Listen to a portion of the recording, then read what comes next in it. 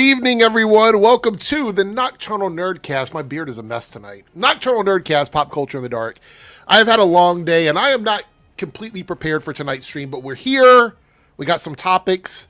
It's going to be a lot of fun. You guys know how it goes down. Thank you so much for anybody that came to the Copecast earlier today. If you're watching from the Debunks channel, I did an extra bonus Copecast this afternoon, and I'll be doing one tomorrow as well, early in the afternoon. So people that want the daytime streams to cover reaction videos and stuff, that's where you're going to find me on the Copecast on the Debunks channel. But it is Nocturnal Nerdcast time. It is pop culture time. We're going to talk about a bunch of different topics. We're going to watch the trailer, the final trailer, I believe, for the Super Mario Galaxy movie. We talk a little bit about the Paramount stuff. We're not going to spend too much time on it. Matter of fact, it'll probably be the first thing that we talk about. And then we're going to go over some Rachel Zegler stuff. Why is my phone going off? We're going to go over the Rachel Zegler stuff. She's actually made some comments about the hate she received online and a lot of other random tidbits of news. And then if we have at least 4 people show up, we will do a bonus topic tonight. If we don't, I will schedule this week, I will schedule a stream just for bonus topics because I know we've got them piling up. We might do a marathon stream, like a 3-hour stream with nothing but bonus topics on a weekend like we did previously. So yeah, that's what I'm thinking about here. Let's see. We had Maestro here. Was there no members only AMA video this week? There is. It is coming out tomorrow. So the way I'm doing it is members only public videos on Monday, or members only AMA public videos on Monday, AMA members only videos on Tuesdays or Wednesdays. So it's going to be either Tuesday or Wednesday that those videos will come out. That way they're not piled up on top of each other. But there is one this week. You will get one as a channel member. So thank you for asking. Let's see. We also have some channel members in the house. Quick shout outs. And then we're going to bring up some guests onto the panel. We have South Texas Shark in the building. Good to see you. Darren says, have a great stream, everyone. I'm guessing Darren will not be here, but it's good to see you in the chat, Darren. I appreciate you for coming in. Jack is here. Fetagen had to leave, but he came in early to show some love. Thank you so much. Big Jerry in the house. Jaybird Dalton is here. Thuggish Ruggish Dome is here. I want to say Bone, obviously. Naruto's in the building. Good to see you, Naruto. $3 Theater. Matt is here. Good to see you, Matt. We had Keyblade Master Jeffrey. We got Jose in the building. Good to see you. Yeah, a lot of people. Chris is here. Good to see you. But we're going to bring up our special guest, and then we're going to do the super chat we just got. So we had 2. I don't know who blipped away, but we do have 1 here now, which is Joe, who I didn't expect to see back. Oh, I am back. I am back from California. Yeah, I thought you would still be there for some reason. I don't know why I was thinking that, but oh no, I got back at 2 a.m. in the morning. Oh, okay. I was completely confused. When you said 2 a.m. last week, I thought you meant like 2 a.m. Wednesday. Oh yeah, no, I landed 2 a.m. this morning. So okay. At 2 a.m. I will have been home for 24 hours. Okay, well, there we go. A lot of great videos up on your channel. I saw the one today is already doing pretty well. At least when I checked on it, was already at like 200 views or something. Yeah, thank you. The one you put up today, I don't remember which one. Wait, you put out a lot of them, so I'm trying to remember. Today, if you go to the Crazy Joe Adventures channel, I went into the house from the Brady Bunch. That's what it was. Scott on Tape, if you know Scott on Tape here on YouTube, he got a couple of us into the actual Brady Bunch house, and it is mind-boggling, especially if your Gen X grew up watching that show. It's insane. Okay. I also saw the McDonald's one and the Back to the Future one. You've done a lot of videos this weekend. So yeah. I tried to pack a lot into California. Hey, I'd like to just real quick say there are some complete scum a-holes out there. My friend Adam the Woo did not like charging people for things. He did not like charging people for things.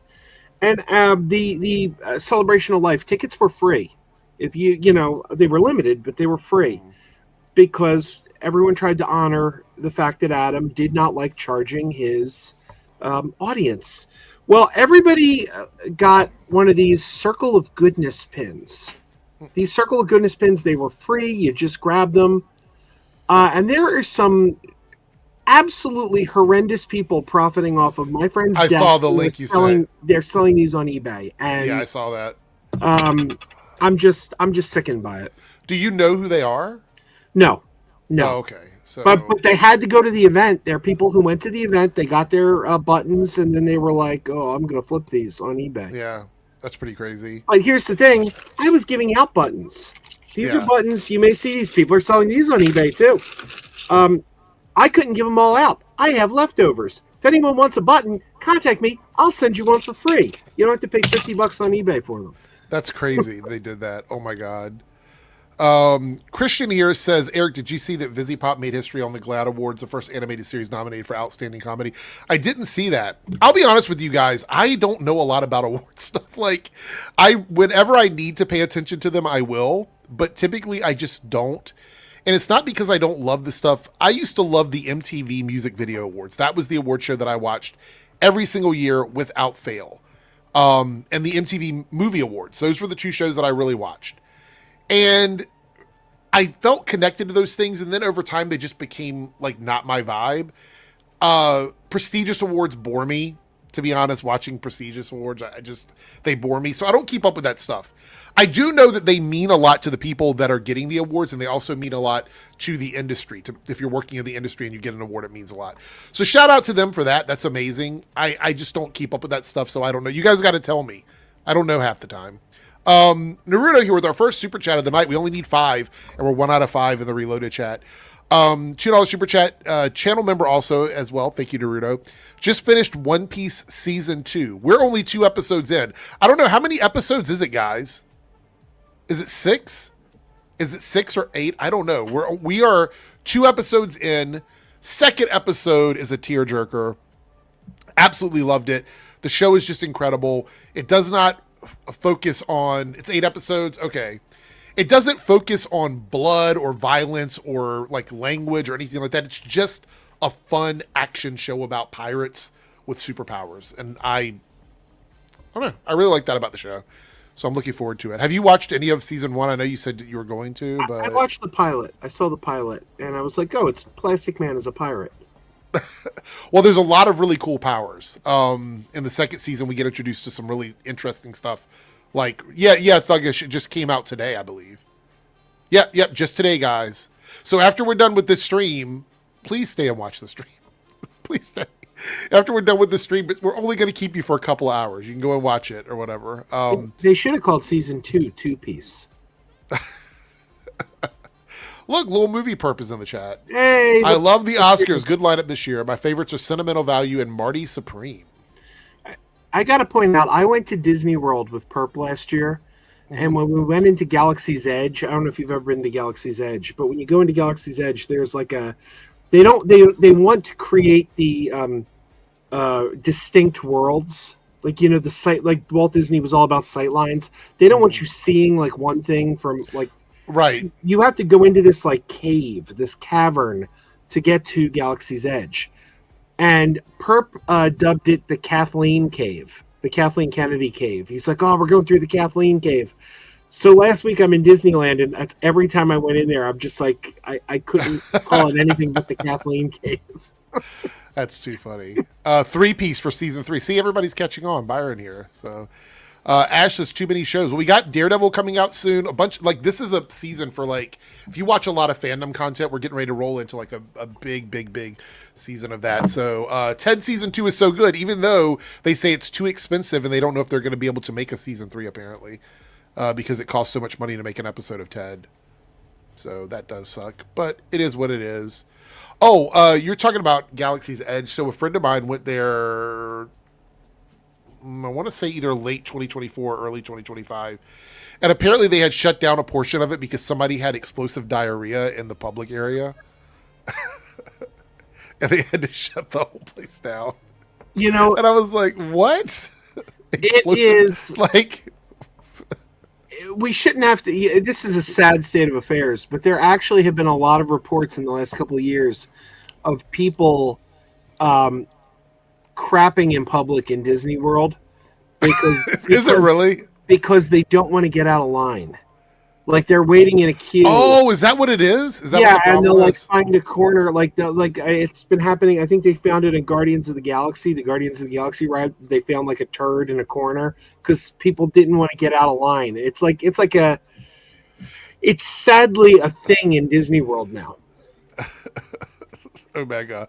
I just joined the stream. I'm sorry. I'm sorry you came in on that one. I'm sorry.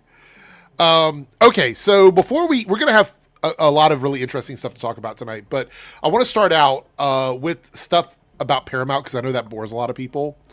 But I'm having a lot of fun keeping up with everything that's going on. So before we even get into this article, apparently word on the street is that because of what's going on in Iran and that part of the world, that they may be pulling funding out of any projects that are here in the United States, which means that $40 billion they were offering to Skydance would be completely out of the question at that point, which means they could no longer follow through with their proposal. Omega has joined.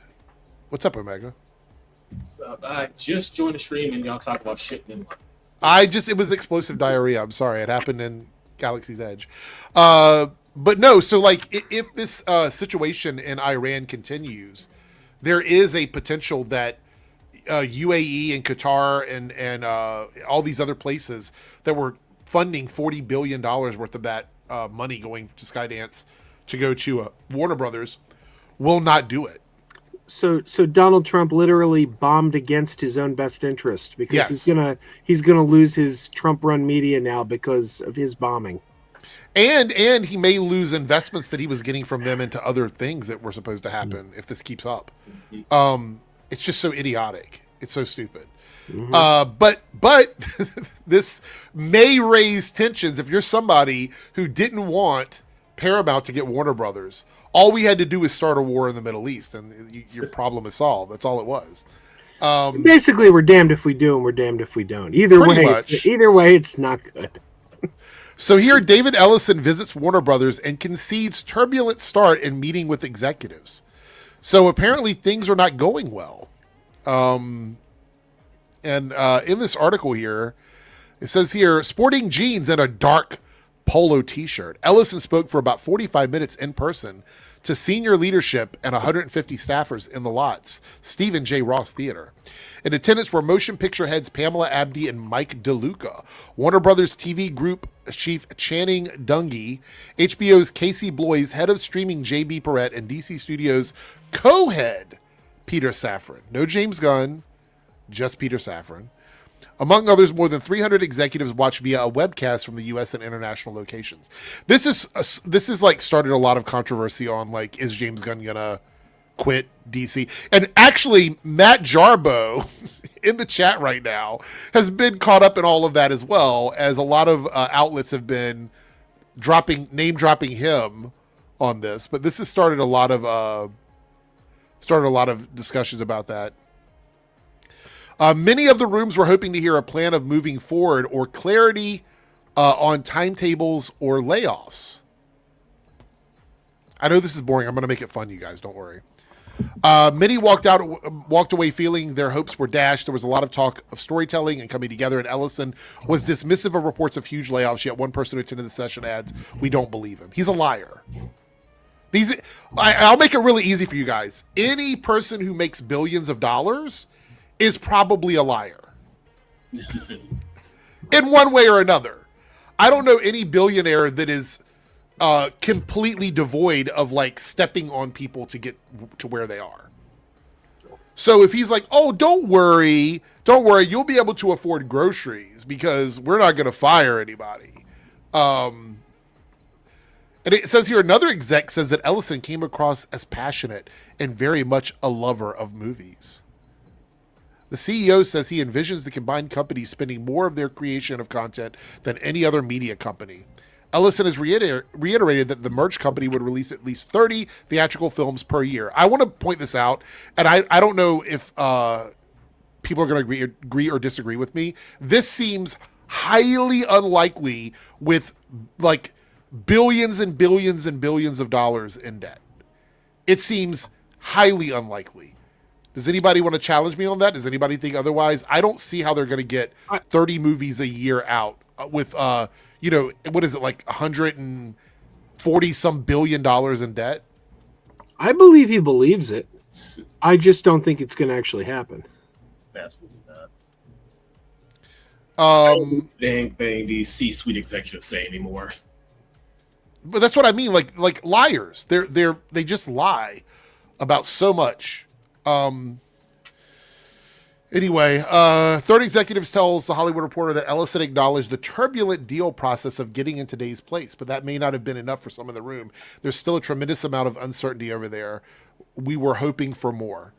I'm leaning more towards this isn't going to actually happen, or at least not quickly.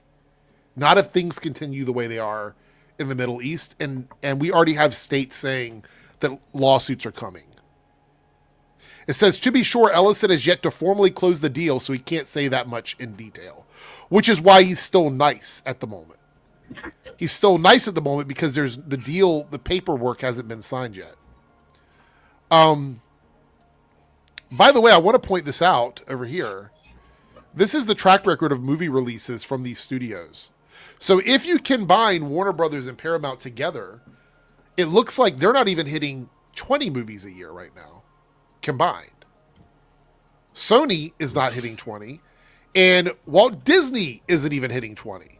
Universal is the only one that hit 20 movies. Keep in mind, Warner Brothers and Paramount, he says 30 movies a year. I don't see how that happens. There's not enough room in the box office to put out 30 movies a year from one company. I mean, we have 12 months. You want to give every movie that you're spending a lot of money on at least 3 weeks in theaters. 4 if you're being generous. As the only thing. You don't want any major competition. We're already overlapping IPs as it is with like Disney and some of their stuff. We're already overlapping that. There's no way they can make dates together with Paramount and Warner Brothers that doesn't cut the hand off of one of these other things. Like it just, there's no way. And I don't want that. Don't promise me 30 movies a year. Promise me good movies. Promise me you're going to make good movies, that you're going to do your best to make movies that are actually good. Because if we're putting out 30 movies a year, at least half of them are going to be slopped together quickly and cheaply just to get movies out. There's no way. I don't even know. Yeah, this is probably just for investors. Yeah, this is for investors. Hold on, I might be going a bit weird here. All right. Yeah, you were lagging for a second. Yeah, I think this is all just for investors. Yeah, You're that was right. basically what I was trying to say. This is just for investors. This is just for them to say, "Hey, look, we're going to do 30 movies a year. It's going to make such, and it's not. They know it's not. They're just trying to get investor money because the investors are the actual customers, not us." Yeah, that's true. You're absolutely right. Little Movie Perp here says 30 strictly theatrical. Could they be including high-profile streaming debuts? He didn't specify. But because of the fact that theaters seem to be happy about this, I'm assuming in language somewhere he has promised theaters that he would do theatrical releases. So I'm pretty sure that he means theatrical. I'm pretty certain. Any thoughts from you, Joe? I mean, I think, like I said, I think there's a very good chance that he thinks he could do that. I don't think he's going to pull it off.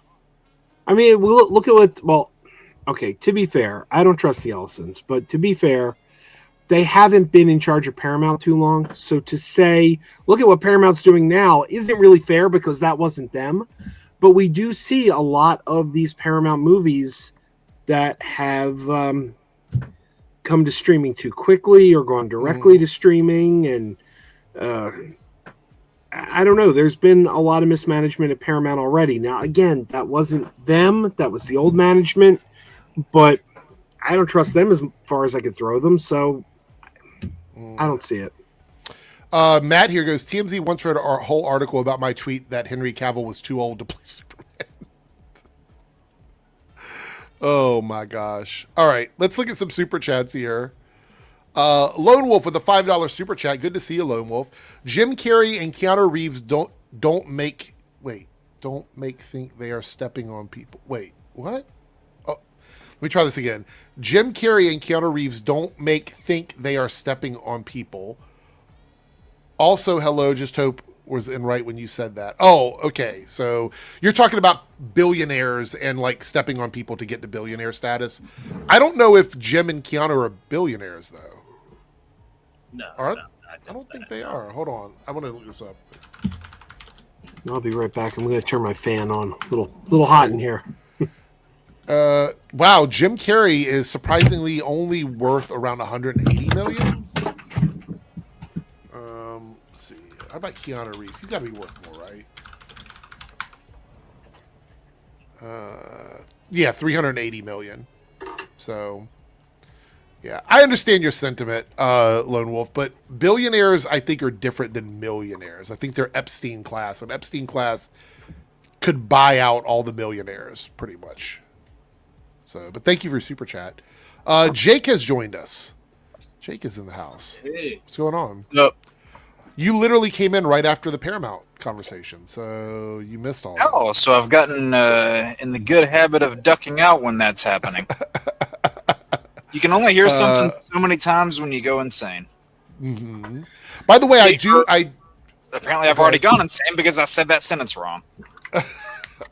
I got wireless headphones now. I finally grabbed some. Nice, So yeah. now I'm like Omega now. Yeah, I gotta go somewhere else and still hear you guys. Yeah, Omega was putting on quite a show earlier. Oh wow. Okay, I don't want to know what that is. So little shout out because they're quite nice actually for the price. $30 on Amazon. Really? One audio. They've got 72-ish hours of charging time. Now I have SteelSeries Bluetooth that I use for my PlayStation, but those stay in the other room. And they don't connect to this computer. I had to buy a separate little adapter, as you'll see right here. A separate little adapter, a little device here, that does Bluetooth to audio input on my mixer so that I can actually use it on my my 4-channel mixer. So anyway, I had to like do a bunch of things to get it working, but I got it working, and it was a really, really good good investment for what I've got so far. So far, so good. No complaints about it. There you go. Connor Dorian here with the $5 super chat. Thank you so much.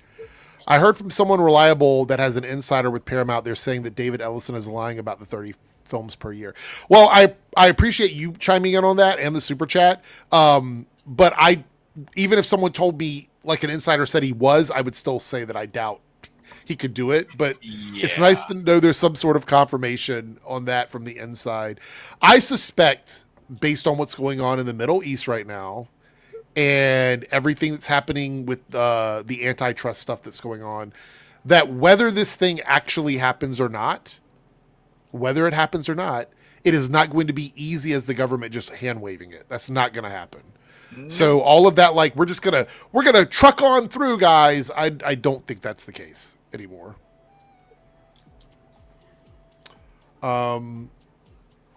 Let's see here. We got another super chat. So we are 4 out of 5 now in the Reloaded chat. Thank you guys so much.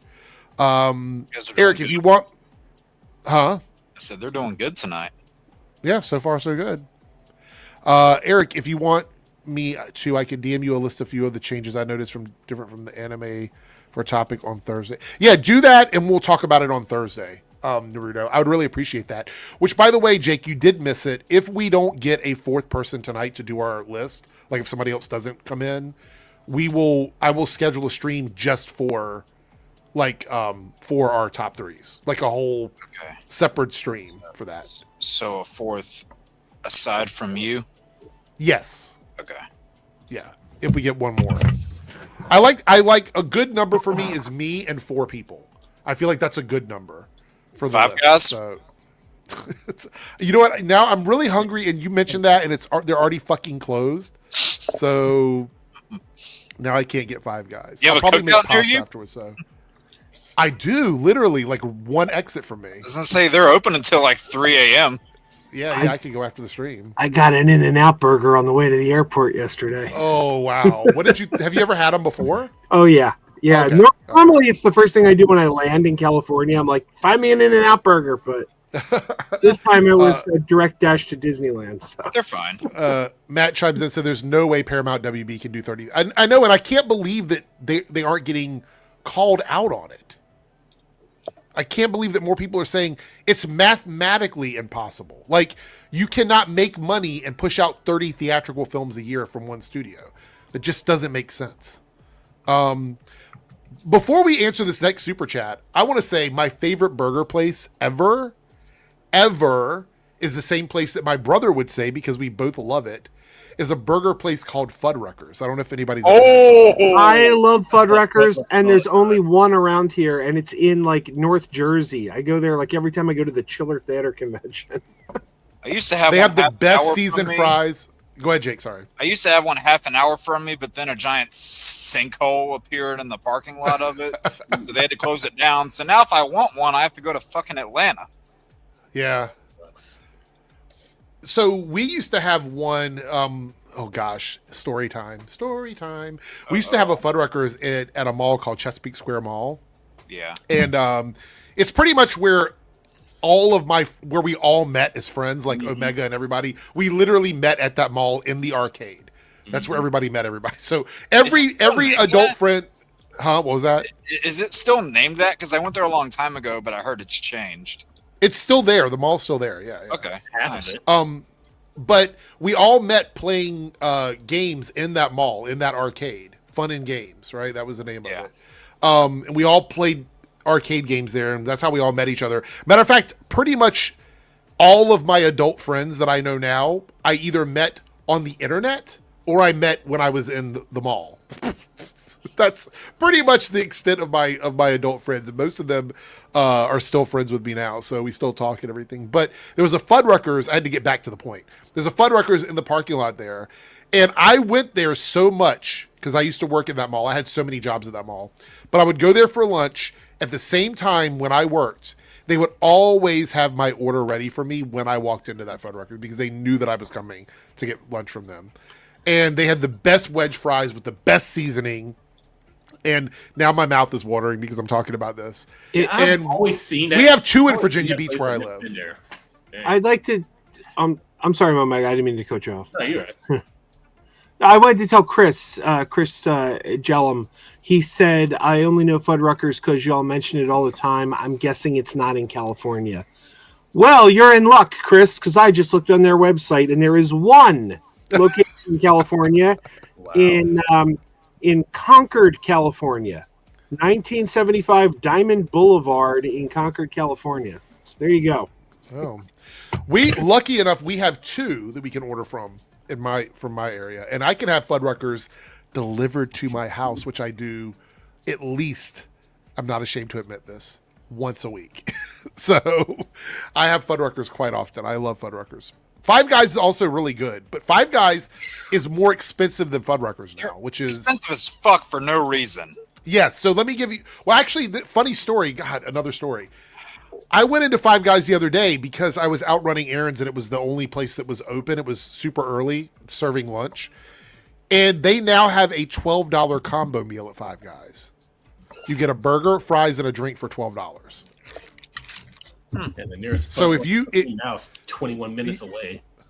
Yeah, so for me, Fuddruckers, if I order Fuddruckers with delivery, it's $20 plus tip, which isn't bad.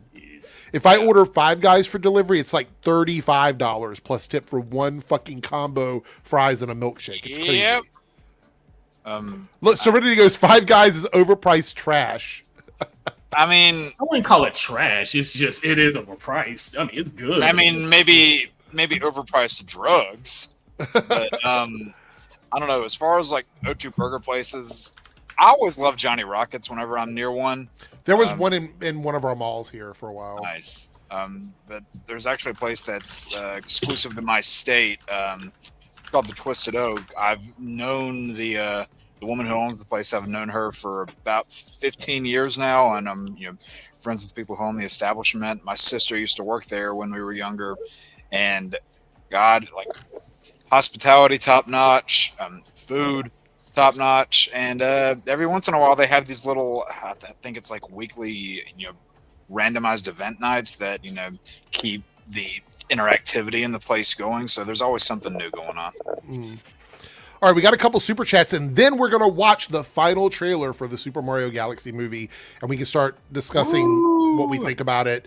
I'm curious what everybody thinks it's going to make money-wise, and if you like or dislike the trailer. We'll get to that in a second. However, on the Debunks channel, we are now 2 out of 5 super chats, and we have Cartoon49 here with a $5 super chat. Thank you, Cartoon49.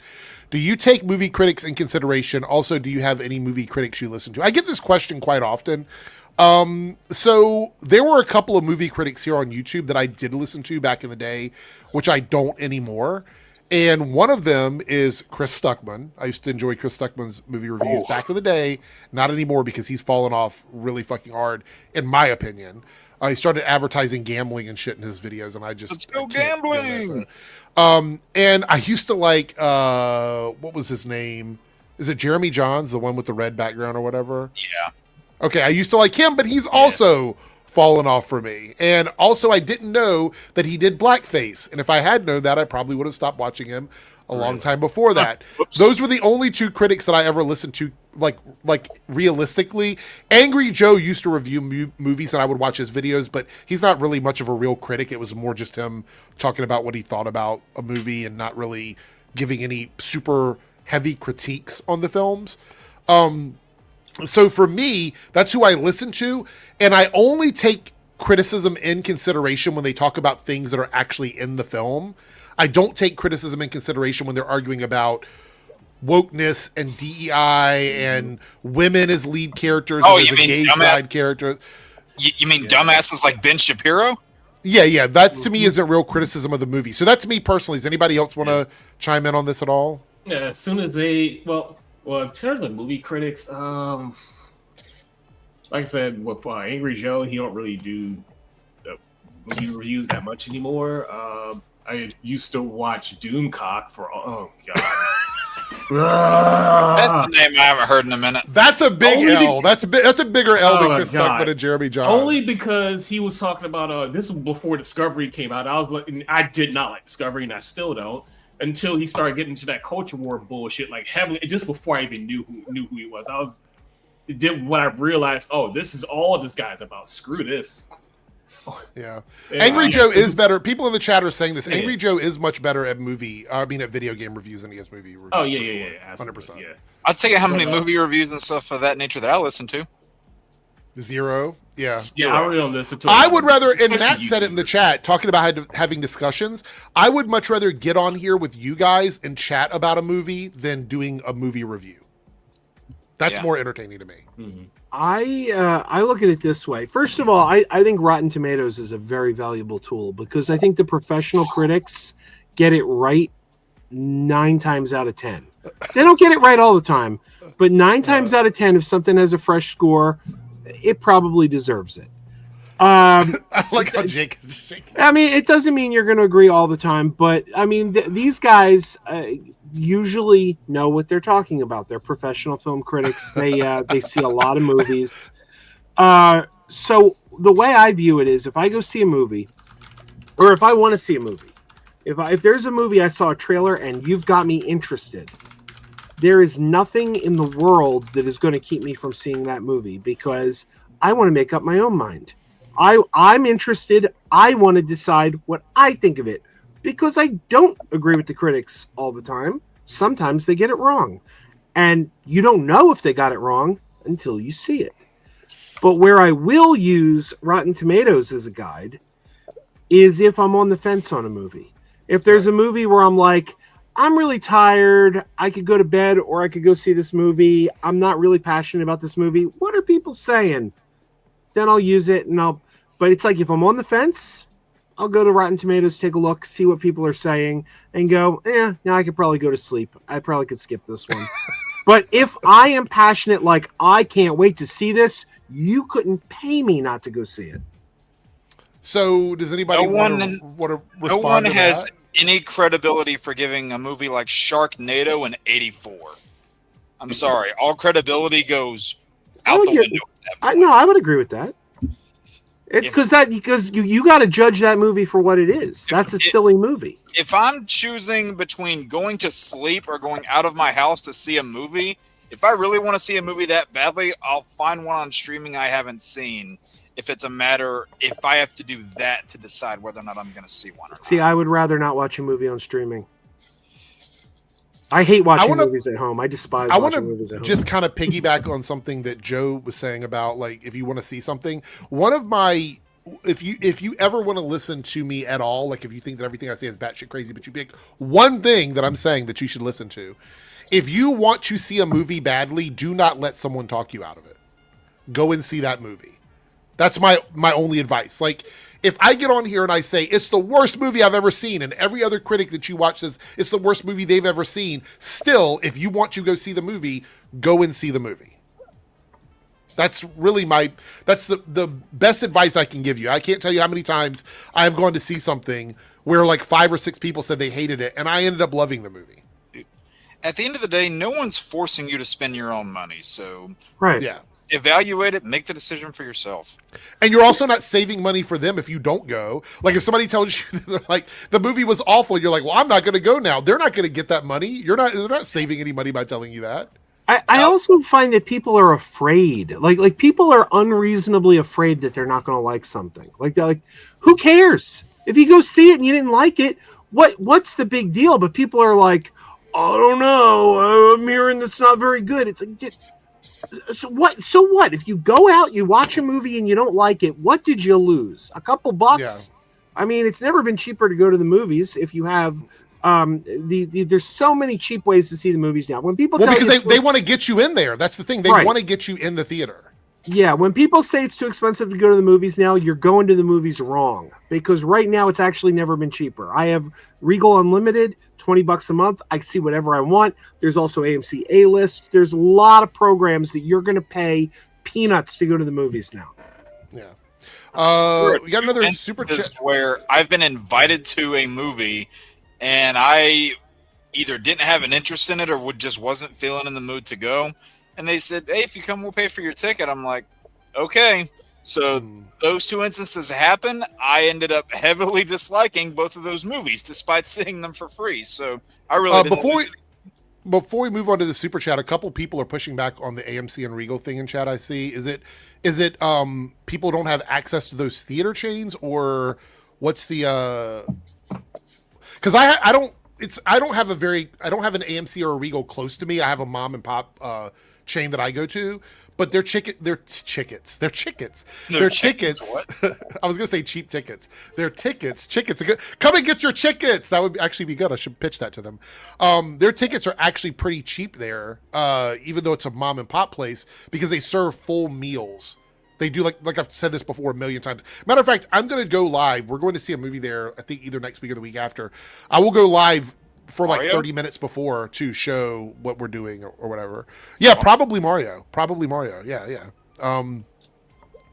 So you get a little pushback, Joe. Any thoughts on that? Any response to that? Because they're saying they don't have access to Regal and AMC. Would you still encourage them to go to the movies? Oh, yeah, absolutely. Okay. I mean, there's like, if you're paying that much to go to the movies, you're just doing it wrong. There's Tightwad Tuesdays in some areas. There's some places there's always a discount day. Sometimes it's usually Tuesday or Wednesday.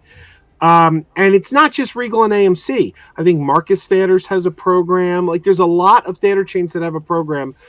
Part of the problem is they don't really advertise them well. They advertise them on the screen when you're already in the theater. Well, right. That's kind of preaching to the choir. You're telling the people who are already there about your great discount. They should be putting it on the radio, television, but there's a lot of ways. Short Car says if you're seeing 2 movies a month and you're by those theater chains, it's absolutely worth it. If you're seeing 2 movies a month.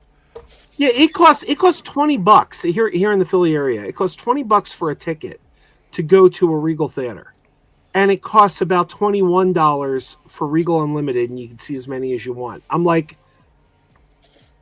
why wouldn't you get the Regal Unlimited? You're paying the same price for a single movie. I don't get it.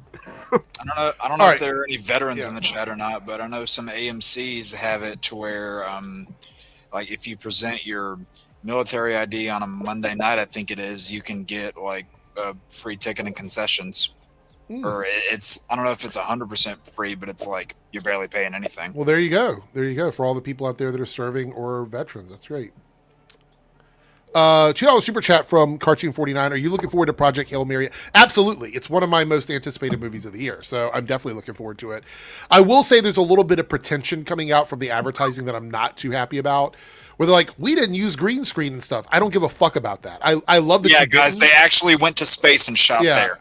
I don't give a fuck about any of that stuff. I just want the movie to be good. The only thing that is kind of a big deal for me is how they treat the people that are working on the film. If they're, overworking them, if they're talking shit to them, if they're treating them badly in some way or another, that might change the way I feel about it. But I don't care if a movie uses special effects, practical or green screen or blue screen or, the volume, whatever you use, I don't care. Just make the movie good. That's all I care about. But I'm looking forward to it. Is anybody else going to see it in theaters or no? I'll definitely see it. But I'll tell you what I'm going to see before it. Before I see Project Hail Mary, same weekend, by the way, my birthday weekend, same weekend, 2 movies open up. I'm going to go see Ready or Not 2 before I see Project Hail Mary. Oh, okay. I love Ready or Not. There we go. More Hail Mary stuff from Lone Wolf. $5 super chat. Oh, we hit the goal, by the way. Thank you guys in the Reloaded chat. We hit the goal, and we're 1 super chat away from hitting the goal in debunks tonight. So thank you guys so much. Project Hail Mary got a 95% on Rotten Tomatoes right now. Invincible Season 5 debuts February, April 2027. Tom Cruise offered an Invincible role and turned it down. Good on him. Interesting. Don't have much else to say. That's kind of interesting. But Project Hail Mary getting a 95 on Rotten Tomatoes. Does anybody feel like that's a... Wait, go ahead. What were you going to say, Omega? Am I the only person who likes Invincible? I love Invincible. I'm looking forward to it. Joe's not watching it, so I liked season 1. I really liked it. I just didn't bother to pick it up again. And it's not because it was bad. It's just because there's so much on TV these days that it's kind of hard to keep up with everything. Yeah. I just Phil on Party Nation hates that show. So yeah, and Jake doesn't really like it anymore either. So I thought season 1 was decent. I got a few episodes into season 2. I'm like, okay, yeah, this is boring. But as far as Project Hail Mary getting a 95% on Rotten Tomatoes, anybody feel like that's manipulated, or you think that's pretty accurate? What do you think? Well, like don't know. Don't know. No. I'm saying like anticipation. Like, do you think that that's a representation of what you think the movie's going to be, or do you think that's overblown based on what you've seen so far? Well, I mean, we don't really know because like, how many of us can look at PR that's been the case for a movie in the past where somebody's like, oh, this is the best movie ever since insert previous movie here, or this movie is one of the greatest of all time, and then it ends up getting middling. Like, wait, you mean like the Flash movie when that came out and everybody was saying it's the best superhero movie of all time? Although I think Joe would probably. I mean, that's it's not in a the top 10. It's I wouldn't say best, but it's in the top 10. That's not a bad example, Eric. You notice I mean, that's one that jumps to my head for sure. Well, you notice how after all that PR, James Gunn was dead silent after it. And the critics were right again. Positive score on Rotten Tomatoes.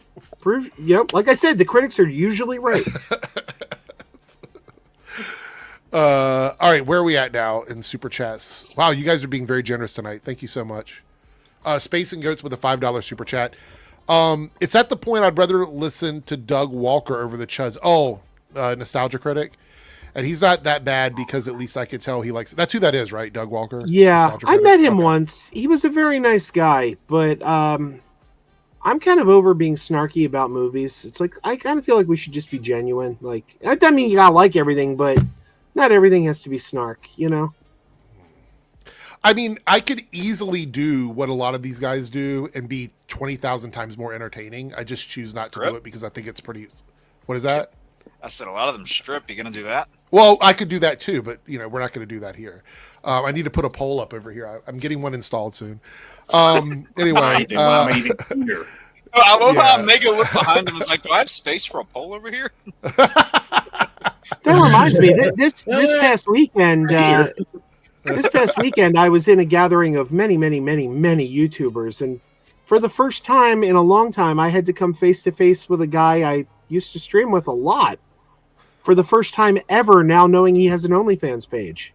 Oh, that's right. You mentioned that before. I think it was on your stream when you mentioned. Yeah, that was some awkward conversation. I'm gonna get a poll and spin up here. So this is the gimmick I'm gonna have, right? It's gonna be called poll reviews, and what I'll do is I'm going to get on the poll, and then I'm going to review movies and complain about wokeness while I spin and do tricks on the poll. So I think that would be very entertaining for everybody.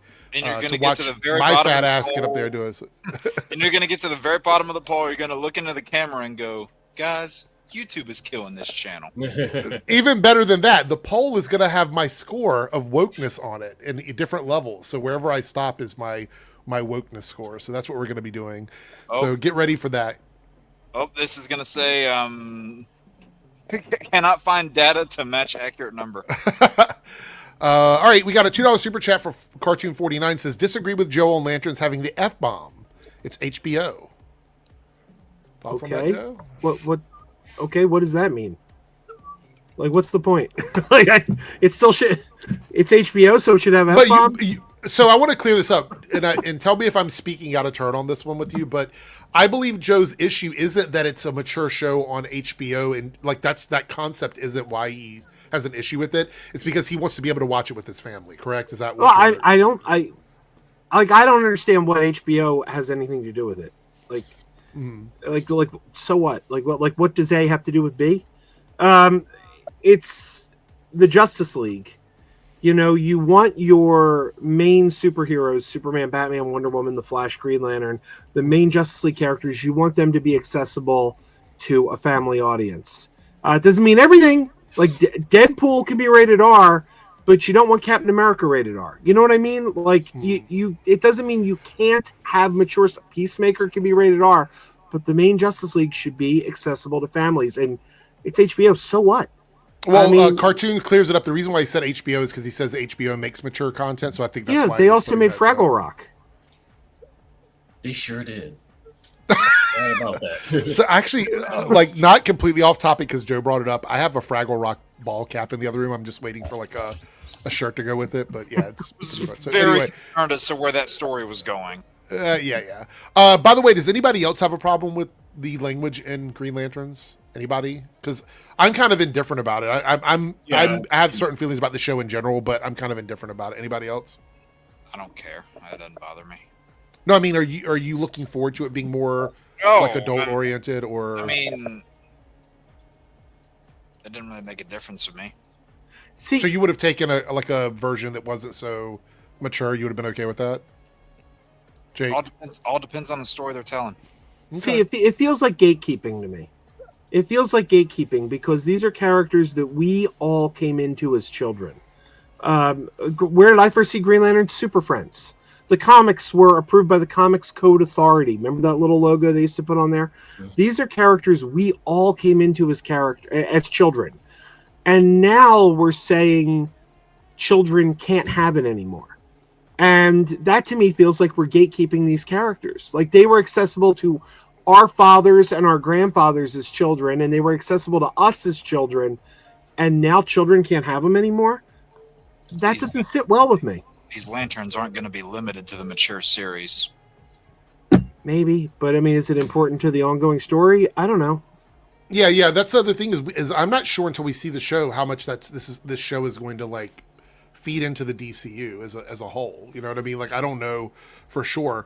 Although, you know, Peacemaker apparently has a lot of important stuff that happened in that season that's going into the DCU that now, if you are someone who's too young, you won't know any of that. Well, two things. One, there's apparently already strong indications, from what I understand, that at least Aaron Pierre is in Man of Tomorrow. I don't know about Kyle Chandler. I don't know if his character is going to be alive or not, but that's true. Again, this continues to goes against the thing that Gunn has continued to preach, is that every project ideally should work standalone. Mm-hmm. And if you're keeping a lot of important story beats locked behind R-rated content that is necessary for the people who watch your PG-13 projects to understand what's going on, then you run into a little bit of a problem. I'm saying if they do that, not saying they will. But. And as you pointed out yourself, Eric, so far, all of the television content, every bit of the television content that we've gotten in the DCU has been for mature audiences. Creature Commandos, Peacemaker, now Lanterns. I mean, yeah, you can have some things that's for adults only, but it seems like aside from Superman, nothing is for families. Nothing. Like what else for anybody else, or just me? What's that? The stream was reloading from. Anyway, finish what you're saying. It was acting weird for me for a second. I'm just saying we haven't, and you pointed this out yourself. We haven't seen anything that is family friendly. Mr. Miracle. That's what I'm saying. Mr. Miracle might also be. We've heard Mr. Miracle is going to be mature too. This isn't be rated R. I don't think Teen Titans is going to be rated R. Exactly, and they shouldn't be. I mean, but the last version of Titans was, F Batman. I mean, come on. You got a cartoon on called Teen Titans Go that's appealing to kids, and then you put on a show, and the first words out of like Robin's or Nightwing's mouth is F Batman. That wasn't Robin's. It was drug addicts in cosplay. Anyway. Huh? It was Nightwing. That wasn't Titans. It was a bunch of drug addicts in cosplay. That was Nightwing. He's calling Titans drug addicts in cosplay. Oh yeah. You have to understand sometimes when Jake says stuff, it's a different level of humor. Is that your way of silently dissing me, Eric? No. I just understood what you meant. I understand Jake speak now. So, anyway, all right. So we got some more super chats here. Yeah, go ahead. Can you pull up Marlon's thing quickly? Marlon's. Let's see, right here. So that isn't necessarily true, because if you go back to the first shot where you see them walking on the road, and I went back and I looked at this, there's two rings there.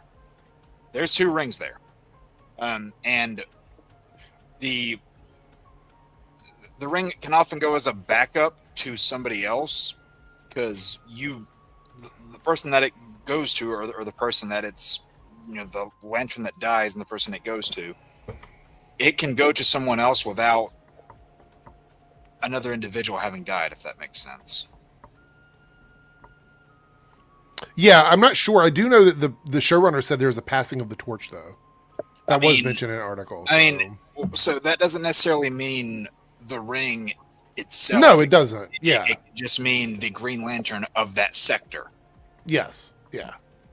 Was it 814? Is that what it is? Earth? I mean, if they're going by the comic book, like the actual designation from the book. Yeah, the mantle is probably just going to be the main Green Lantern of that sector. Yeah. Lone Wolf with the $10 super chat here. Thank you so much, Lone Wolf. If we're not counting Stuckman or Jeremy, I watch Cody Leach and Sean Chandler. I do watch Sean Chandler from time to time. And Austin Burke are real rejects in terms of the bigger critics, and people call them shills, but I don't get that vibe. I think that the term shill is it's a little interesting to me, because who determines what that is? Like, if I'm making content because I love it and I also get some sort of like merch out of it from someone associated with the studio, does that make me a shill? Does it make me any less genuine about it? I think as long as you're upfront about getting things and you're not lying about it, then I don't have a problem with it. You know what I mean? Like, if somebody's getting a box of merch from like Marvel and they go, hey, I'm getting this Marvel merch, then I can decide whether or not I want to listen to their reviews, and I can go, well, I don't necessarily do it. I'm not going to listen to these guys. But if they're lying about that and they're still talking positively about media, then I feel like that might fall into what a shill would be, in my opinion. Basically, the word shill has become internet speak for anyone I don't agree with. I want to see. So the definition of shill is a person who deceptively promotes a product, service, or ideal while pretending to be independent. So essentially, as long as they're not lying about getting some sort of perks, then that doesn't fit the actual definition of a shill. But like Joe has said, the term has morphed now into, I don't like that person being positive about something, so they're just a shill. That's essentially what it is. Can you pull up Ted's comments? Sorry, I just want to answer that question. Ted 2 of 25. Yeah. Oh, right here. This one. So Not exactly. So I was Mjolnir, thinking the same thing. it can be wielded by whoever it deems worthy. The lantern rings are typically only one person at a time. They're typically not shared. And yes, you do have to be chosen, so there is that similarity. But they're not just something that can be passed around. Yeah. It goes from one to the next. Let's see here. So Matt says the guys from Real Rejects are just toxic positivity. I don't know enough about Real Rejects to critique their content. What about fake rejects? Kidding. Maybe. Is Boba a shill? I don't think Boba has Boba talks. I don't think Boba's lied about perks and stuff. Like, you have to literally lie about getting stuff and pretend that you're giving an unbiased review. That to be a shill by definition. Generally speaking, I mean, I guess there could always be an exception, but generally speaking, I don't agree with the phrase toxic positivity. I don't think positivity can be toxic. Oh, I do. There's been, well, mostly just again from me following the gaming industry, there has been kind of like behind closed doors, like this. Well, people have been just, what's the word I'm looking for? Revealing behind the closed doors discussions about certain games, how there's no that's the word I'm looking for. You can't say anything bad about it. There's no criticism for certain games. And when those games finally come out, because no one said, "Hey, this looks stupid," everyone hate Concord for the most part. There were people were saying that there's no one can make any sort of criticisms. You can't be negative, or because especially when it comes to the character design, a lot of those character designs were ass. No one could say anything negative about it. So when the game finally came out, it was like, I don't want to play as this generic looking lizard. But isn't that subjective? Like, I mean, somebody else could have thought they looked great. Yeah, that's the thing. A lot of them, it was. I mean, of course, it is subjective, but that's the thing. Someone higher up in the team was saying like, "Oh yeah, I like this," but someone else who wanted to say, "Hey, no, this looks bad," wasn't allowed to say that. There was no discussion or anything because they're not allowed to be negative about anything. So you're saying that toxic positivity is essentially people who are connected to these studios that are not allowed to be critical of anything? They're not allowed to be critical. They're not allowed to be... They're essentially given hush money. Yeah, or not allowed to say anything, or like give any sort of criticism, say like, "Hey, or I don't think this would work out because," oh no, you're being negative there. But like, how do you judge that though? But how do you judge that though? Because if somebody legitimately likes what they're seeing, then they're not being toxic. They're legitimately digging it. I think it's more of like a conspiracy thing where people will say something behind closed doors, but then won't say it in public. You mean like essentially what it is? Like if I looked at something and said, "Wow, this Dolph Lundgren Masters of the Universe movie is terrible, but I got to promote the disc," and then went on and was like, "This is awesome." No, I'll give you an example of it, right? So, like, say for example, I work for Capcom, and Capcom puts a game out that I really don't like, and somebody has heard me say that I don't like it, but then somebody above me comes in and says, "Hey, we need this game to sell really well, so you have to be positive about it, and you have to promote it and be happy about it." That would be an example. So it's dishonest positivity. Yes, yes. All right. Critics are paid off. No, not like critics are paid. Well, when I wasn't being serious there. I was being sarcastic. Okay, it's Jake speak. You have to get in on it. Yeah, it was just in the example I was giving. It was more like, especially when it comes to like brainstorming or collaboration or anything. You're not allowed to say anything. You can't. Basically, what I'm trying to get across is that you can't be negative. Yeah. So people apparently get offended by that term now too. Yeah. It's like if I say like with Concord, the example I gave before is like if I say, "Hey, this character looks like shit. We need to change this."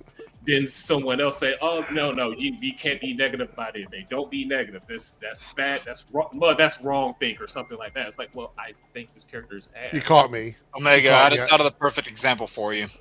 Without warning, remaster coming right along. I just thought of the perfect example. This Resident Evil 9 I'm explaining this poorly, but no, I just thought of something. This Resident Evil 9 character looks like shit. Nexus mods. Hold on. So, We'll fix Maddie, you're saying toxic positivity equals can't criticize anything or downplays criticism. Yes. My only question about this is, who is saying you can't do something? So Who is the person saying that? What is the system in place to prevent you from doing that? Because I see a lot of channels that say woke 24 hours a day. So what is the mechanism in place that prevents people from saying something negative that forces toxic positivity? I'm just trying to figure this out. So I don't even know if maybe toxic is the best word to describe it. It's I don't like, think it is, which is what I'm getting at, but go ahead. saying maybe it's more like blind positivity, to where you're That's a better statement. Yeah. you're not Yeah, it's objectively probably- looking at something. You're just saying something for the sake of saying it. Yeah. So my issue though is that the woke chuds, the chuddy channels, like that ecosystem here on YouTube, exists because there is no system in place to stop them from doing it. So the victimization of what they do is fake. It's not real. It's not a real thing. So my question would be on the opposite end of that. What is the mechanism in place to force someone to be positive about something when they want to say something negative? Now I can see it in the sense of like a workplace situation, like you're working somewhere and they want this product to do well. They don't want you to criticize it. That makes sense to me. It's a abuse of power. It is manipulation. I understand. But here on YouTube, toxic positivity would essentially be, and somebody brought this up earlier, I think it was Dullboy Jack here, is just another version of shilling. Because the mechanism in place to make you overly blindly positive about something is getting something in return for that. Whether it be some sort of like engagement situation or merchandise or something along those lines. And in that case, yeah, that's wrong.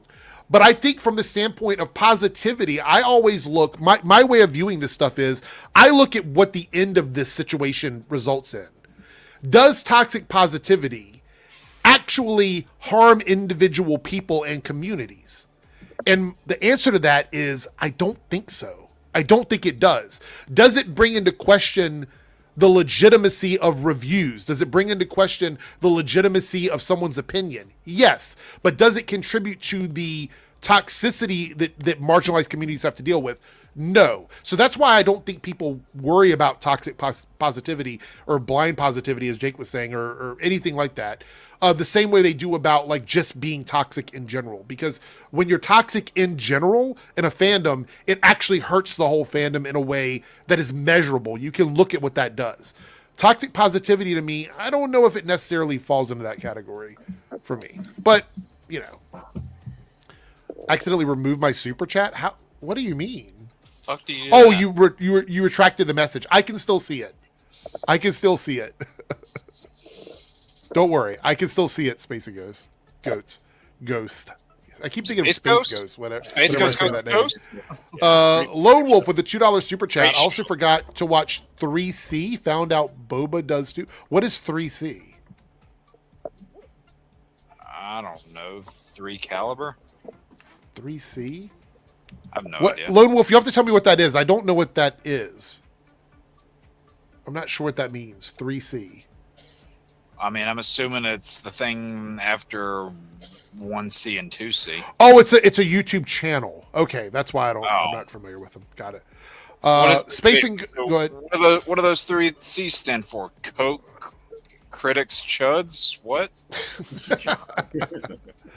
Let's see here. We got Space and Goats with a $2 super chat. Gonna push you to your goal. Thank you. We have hit the goal on both channels, so thank you guys so much for all of your contributions tonight. I do appreciate it, and you can keep donating if you like.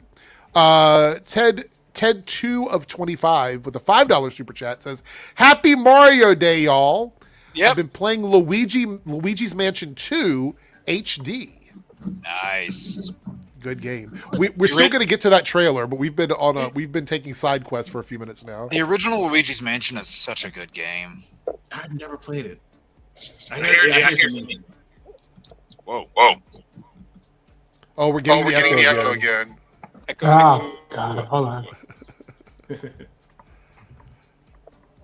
Yeah, Anyway, Omega, what were you saying? I might just say I might just download a Super Nintendo emulator and play some Mario World. That's So- my favorite. That's my favorite Mario game, like of all time. Mario World. Same. That was like one of the first video games I ever played. Because I was a Sega Genesis kid, so I've always had a Genesis. But Mario World is actually one of the few Super Nintendo games I really wish I could play more often. So you want an easy way to get a ROM of that along with the Super Nintendo emulator? Yeah, I already. Yeah, you told me on last stream. Yeah, I bookmarked it. Okay, cool. I didn't know that's what you wanted it for. Since Ronan is here, welcome Ronan, by the way. What's up, boys? How about now? Hey, Yeah, you sound fine now. Yeah, you sound really good. I wanted to say, are you planning on sticking around, or are you just dropping in to say hi? I might stick around for a little bit. Right now, it depends on how fast this editing stuff is kicking in. It's a lot of stuff. Okay. All right. What we might do, if Ronan sticks around, we might do a bonus topic, but if not, we will not do a bonus topic. Would it be that one from last week? It's the defend a movie or top 3 movies that people think are bad, but you think are actually good movies. Oh, 3 movies? Okay. Yeah, 3. I'll see if I can try to stick around because I've wanted to do that. So I'll see. Yeah. So pick 3 movies that you think people shit on, but you absolutely 100% love it and you will defend it. And it can be something everybody thinks of, or it can be something completely unique. Whatever you want to do. Fun. All right. So Space and Ghosts here says this feels a bit Puritan. I'm not sure what that was in reference to because I think you sent that when we were talking about something else. I keep hearing you say. I keep hearing Space Ghosts. Damn it. So if you could sort of like remind us what that is, I would love to. I'd love to talk about that. So just type it in the chat so I know what it is. But thank you for being a channel member. We have another super chat from Cody here, $5 super chat. The Green Lanterns are bigger than the Justice League, honestly. Yep. Do we agree with this? I can see that. I've been saying this, dude. The Green Lantern IP is DC's biggest untapped gold mine by far. Oh, You have yes, so many color spectrums, so many different, just human lanterns alone. You've got all the different planets you can go to, all the world building you can dive into there. So much you can do, and because of one failure of a movie, they haven't done it. Yeah. What do you mean? Ass movie bombs. They think, oh, people don't like Green Lantern. No, they didn't like that Green Lantern movie. Right. Actually, I'm going to disagree with you on that because I heard critics saying when the Green Lantern movie came out. In fact, I remember one right off the top of my head. Christy Lemire from the Associated Press. When the Green Lantern movie came out, Christy Lemire from the Associated Press said, "This character's stupid. He has a magical ring that can make things. His powers and his origin are idiotic."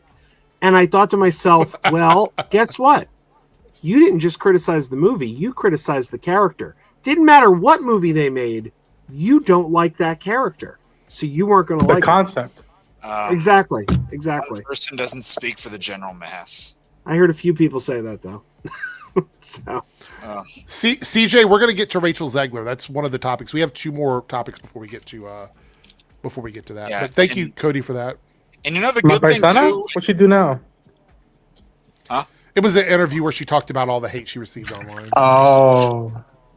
I will say this while we were on that whole topic of like the One Lantern movie not doing well, and then them avoiding the IP for a decade and a half because of that. I feel like had the Flash not had a very successful TV show prior to his film not doing good at the box office, that same thing would have happened to him. All right, and also, for anybody who's worried about the swearing, it's like this teaser was released through HBO, an HBO show.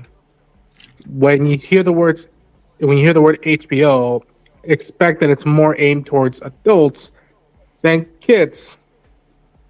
I don't agree with Adults swear. I knew we were going to go to that. So that we talked about it a little bit earlier, Ronan, and Joe established that just because it's HBO, he doesn't necessarily agree that it needs to be mature because they've done other stuff that isn't mature. If that's the criteria, if we're going to have adult content anytime it's an HBO show, then quite frankly, this show should not be on HBO. I mean, what if Warner Brothers, let's reverse course here. What if Warner Brothers owned Marvel?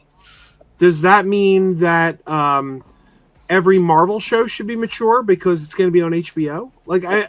The content should determine the rating, not the channel it's airing on.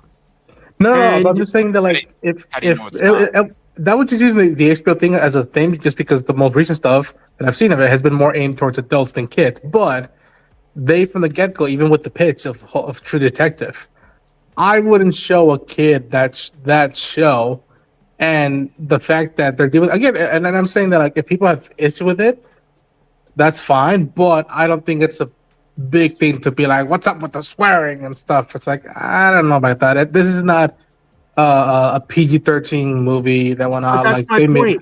That's my point. It should be. That's exactly my point. Sure. It should be. Sure. I mean, for all you know, that's the only F-bomb in the entire series. Yeah. Like, I mean, like, what if it was Superman? Like, I mean, do we want to see Superman like F you, Luther? Like, I mean, it just, I don't want to see that. So let me ask you something. Did you watch the Snyder Cut with your family? I watched it with my wife. Would you watch it with your family? No, I wouldn't do that to my kids. I love them. My point is that one is R-rated.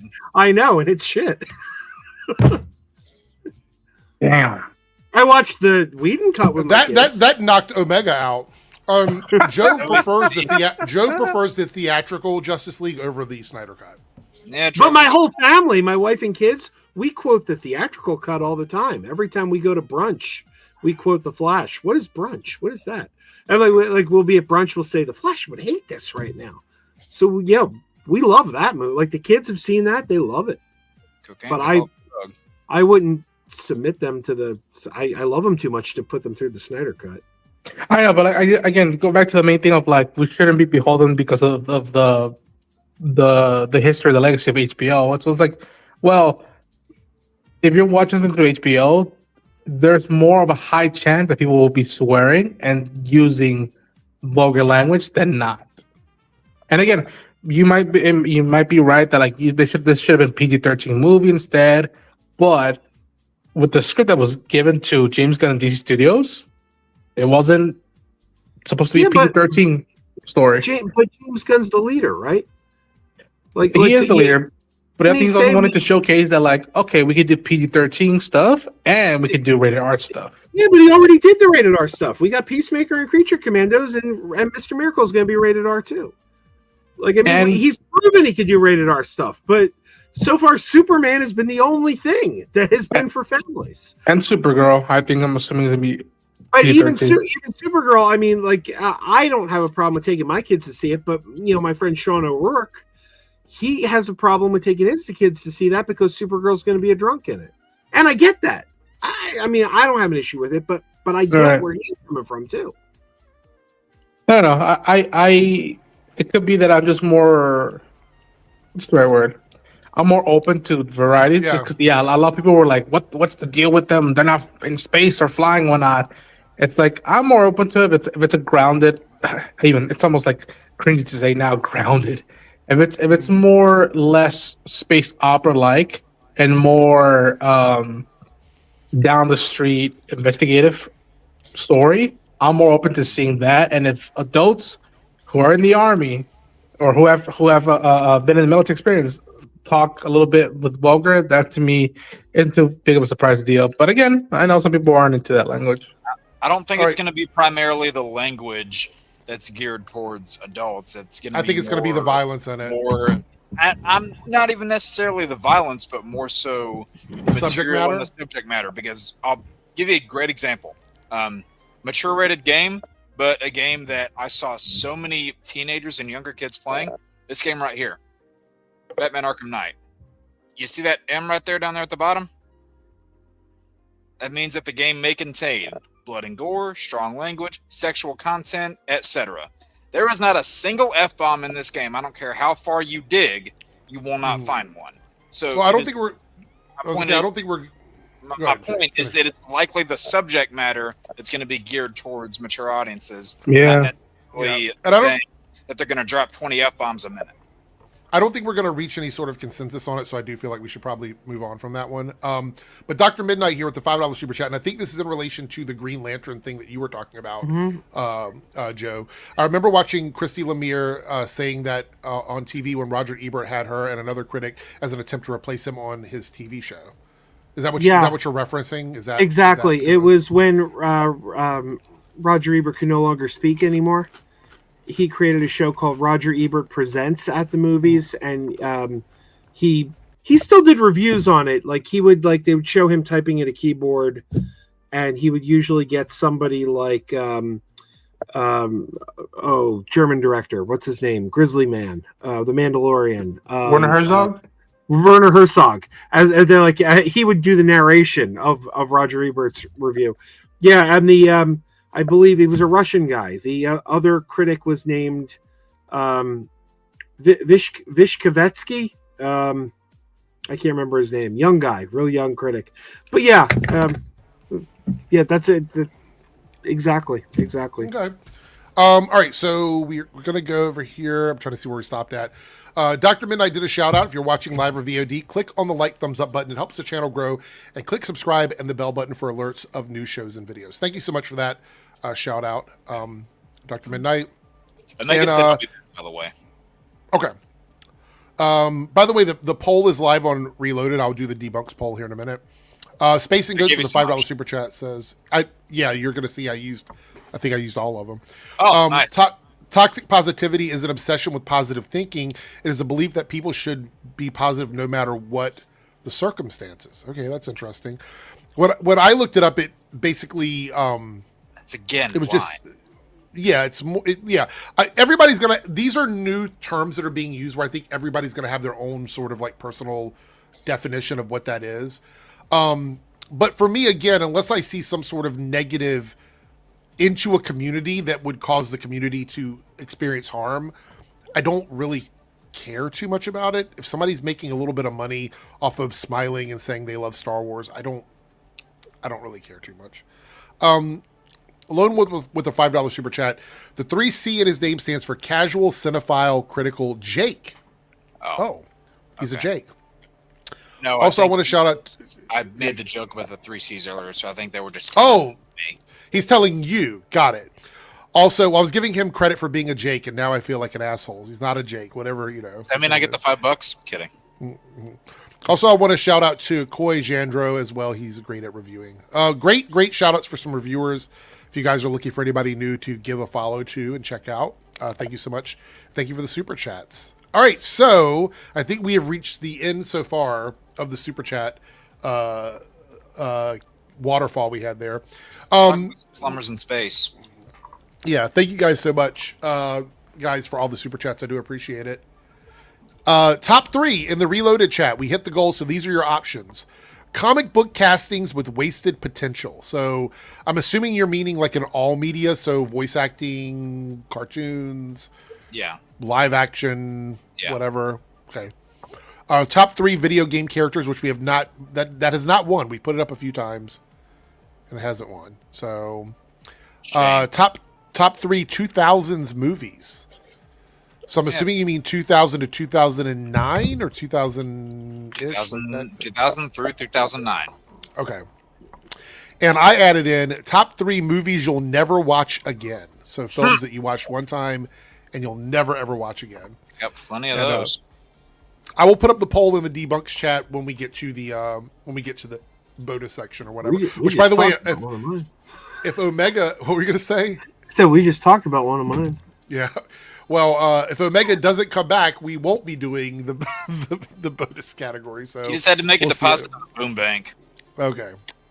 All right. So here we are. We have made it to the trailer. This is the final trailer for Super Mario Galaxy, the movie. Before we watch the trailer, is anybody going to see this opening weekend? I am 100% going to see this opening weekend. Probably. Okay. Joe? We'll see. I think my kids want to see it, so probably. Okay, and Rony, you said we'll see. You weren't sure? Yeah, not sure yet. Okay. We're going to watch the trailer, and then we're going to decide whether or not we think this movie is going to be a massive hit. So, here we go. By the way, if you're watching this on playback, this will 100% get claimed. So, you're not going to see the trailer with us. But thanks, Universal. Right. But you can definitely hear our commentary when it's done. All right. Hold on. Pause it. Can I just say, as a massive Mario fan, I loved how many Easter eggs to various games there were in that. Yeah. So now comes the question. Oh, go ahead, Judge. You were going to say something? Oh, no. Just stretching. The question is this a $1 billion movie? Before we answer this question, because I want to get through this before we talk about the quality of this trailer, I think if last year is any indication on where audiences are spending their money, this is $1 billion movie to me. If the last Mario movie was any indication, because that was $1 billion movie. Yeah. I'm just saying, like, with the markets the way they are, I do believe that this movie, even if it were the first one, it's still in the market for like $1 billion based on like you know where it's at. But it just has the extra help, knowing that the first one made $1 billion already. Does anybody think it's not going to make $1 billion? I mean, they could put Mario on screen like using the toilet for 2 hours and it would make $1 billion. It doesn't really matter. All right, thoughts on the trailer though? Anybody want to chime in? I'm waiting. It's fine. Yeah, it's fine. I hope the kids dig it. The animation looks good. It's Illumination. They're good. Omega, Omega, are you going to see it opening week or no? No, I'll probably catch it on like streaming or something. He'll catch it on the high seas on the internet is what he'll do. So sometimes piracy is more trouble than it's worth. John Campea doesn't think it's going to hit $1 billion. Who the fuck cares? I mean, it's a fair thought because not a lot of movies do, but I think this one will. Yeah, Brie Larson wasn't included. I think they're trying to keep her character kind of I guess not secret, but they don't want to give away too many scenes with the character. So I was gonna say, Yoshi is gonna be the Groot of this movie when it comes to merchandise.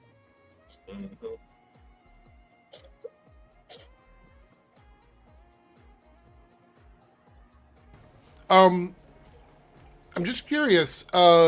Is there anything anything you didn't like about the trailer? Does anybody have any negatives about the trailer? Do you feel like it didn't hit all the marks, or because a lot of times we have people that feel negatively about trailers? So, open the floor.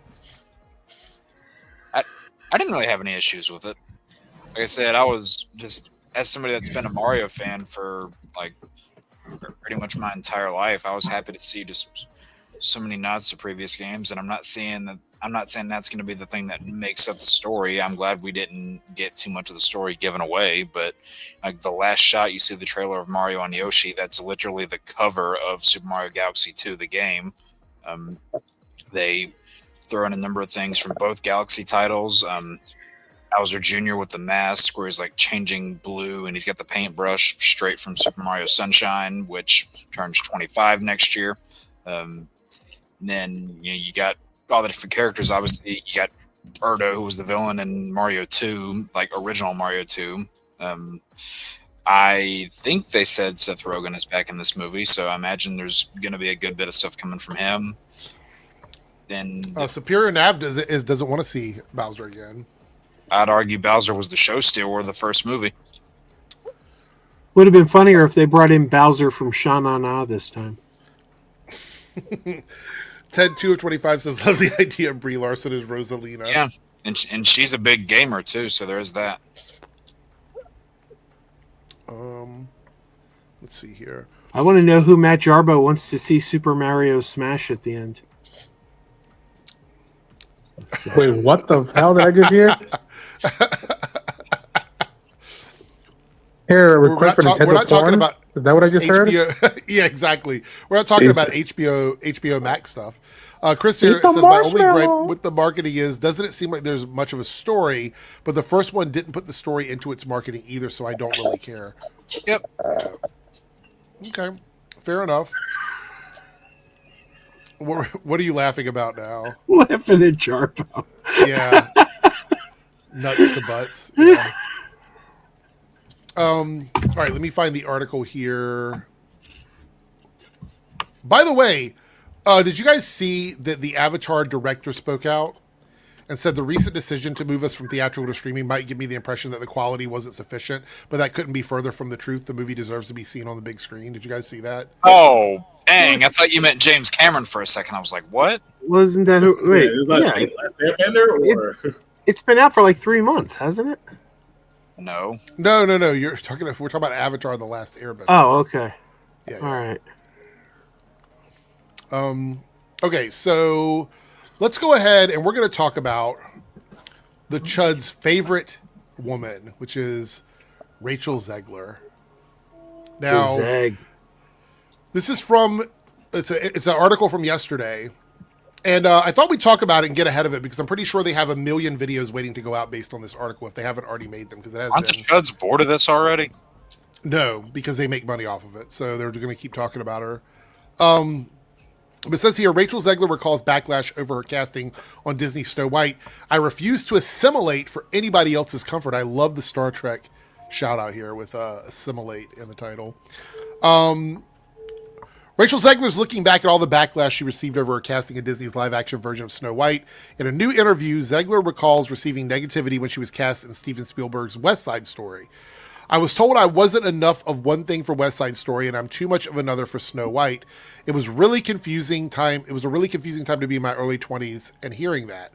I grew up proud of being Colombian, eating the food, wearing the dresses, drinking the coffee, doing all the things that were so intrinsic to who I was as a kid and who I am as an adult. But I do think there's an argument to be made that in the public eye, at least, when you're two things, you're simultaneously nothing. But I refuse to assimilate for anybody else's comfort. Thoughts on this? Good for her. I think it's really interesting. You're simultaneously nothing. Meaning if you're a person of mixed background and you're playing a character, you're either not enough for one side of it or you're too much for the other. That's a really... I don't know. That particular line really resonated with me because I thought, you know what? She's absolutely right about this. Yeah. She's right.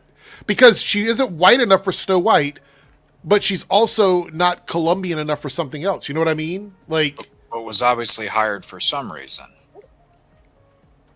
So and didn't we just see that with Green Lantern? Like when they were casting Jon Stewart, weren't people like saying he better not be too he's got to be very dark skinned. Yeah, there was a lot of colorism going on with that. Exactly. That particular casting. That's been said as soon as the casting was announced. It says much of discourse about Zegler's casting in West Side Story centered on the fact that she wasn't Puerto Rican, like Maria, the musical's protagonist. In the case of Snow White, while many detractors noted that Zegler didn't fit the character's description and didn't resemble the animated classics version, just say she wasn't white. That's what it was. That's what they were arguing about. Right. The release of Snow White was also marred by another controversy centered on Zegler's comments about the outdated character from the original film and vocal support for Palestinians. I will say, outside of political and social support, what she said about the original film was true. She wasn't saying something that was fake. It was she was talking legitimately about how the movie was made, the story it came from, all of that. I wouldn't even limit that to just the character. I'd say the story itself is not aged the best. It was 100-year-old movie, basically. But also when like people like what's her name, Lily James from Snow White, Lily James, and that's her name, right? And she did Cinderella, the live action. Yes, no, Cinderella. Yes, she was Cinderella, and Angelina Jolie with Maleficent. Yeah. And who else? The Beauty and the Beast, Hermione. Emma Watson. Yeah, Emma Watson. When they would make comments that were very similar about, updating the story, making it a little more modern, they weren't attacked. What's the difference? Oh, they were white actresses? Yeah. I mean, you can't tell me it's not racism because they said the same things and they didn't get attacked. Beauty and the Beast is set in France. Nobody complained that Emma Watson wasn't French. Right. Mm-hmm. Yeah. Yeah. So it's weird because like sometimes, and again, I haven't looked into it too much because I'm like, all right, this is just people shouting into the air, and that's I got better shit to do. So Spacey Goats here. Oh, go ahead. Sorry, I didn't know you were still talking about. No, yeah, but whenever I always heard her speak out a lot, at times through just the stuff I would see on post, it feel like she would be putting down the stuff she was adapting and whatnot. And it's okay to have a different point of view. I just don't think marketing or promo wise, that's a good thing to put in. Like, oh yeah, I don't know about that original one. We're gonna do it better or do different one. But at the same time, that whole notion of having to be not too white enough or not too Puerto Rican enough, that is, if you're a child of an immigrant, and I can kind of see where she's coming from because sometimes, not always, I have to deal with that with like, I'm like, when I speak English, do people question the accent, or if it's not too English-like, or hell, even in the Latin community, they give me the look when I start speaking Spanish, and it's like, wait, you speak Spanish? And it's like, oh, I didn't know you spoke Spanish, and it's just like, sometimes it is a troubling thing that can really, you know.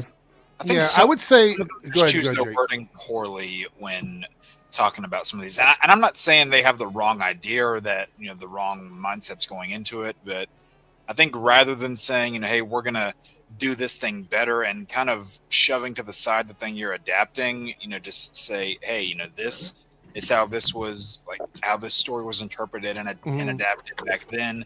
This is how we're doing it now. Not doing it for the sake of being different, but like it's not for the sake of being different. Too many people are just attacking it because it is different. But yeah, I think. Go ahead, Ronan. I think a lot, like, and it's weird because she's a theater kid, so I would have thought that, like, I remember when I took theater classes, the first thing my teacher says, like, if you ever make it big or do theater or do film or television, don't talk to the press that much, because, and you remember him saying, like, they can and will use everything against you in a court of public opinion. And that's a theater. From what he told me, that was theater 101. And so she can. I'm perfectly like happy for her that she speaks her mind, but wording also goes a long way, because you're promoting a movie, you're making a movie that is going off an animated film that is beloved, but yet of its time. And this movie that you're doing would be made if it wasn't for that original one. So it's like, how do you say that? Well, the simple way is like, okay, that film was for that time. We're doing another version of it, like an adaptation for this time. And hopefully you can still enjoy both for what they are of their times. And instead of being spiteful and yet not being like, oh, that movie is the best, nothing's wrong with it. Because, yeah, you could say that a lot of that stuff doesn't hold up. One of my favorite movies, and it was a Western, is The Searchers. That movie, a lot of stuff does not hold up, but I know that movie was made for white America in the 1950s. Yeah. I'm going to go to bat for Rachel a little bit here, because I think we have to understand the context of all of this. I don't think anyone really complaining about what she said about Snow White give a fuck about the cartoon movie of Snow White. No. Yeah, which is why I never did anything, because I'm like, well, I didn't grow up with that much. I know what it's about, but like, it's not my nothing that defines me, which I figured a lot of these judges, this shit did not define them at all. They were just bored on a Tuesday. It's the easy thing for them to pick on. That's why exactly. What I'm saying is, like, if you're going to say, I don't like what they're saying about Star Trek and Star Wars, I could believe that those guys love those things and they're complaining because they actually give a shit.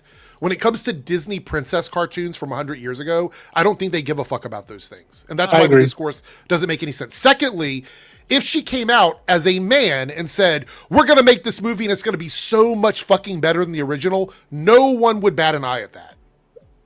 No one would give a fuck about that. If we had some guy come along and he's like, yeah, we're going to do Top Gun over again. It's going to be the third movie. It's going to be so much better. It's going to be so much crazier and better than anything we've ever done on Top Gun before. No one would care about that.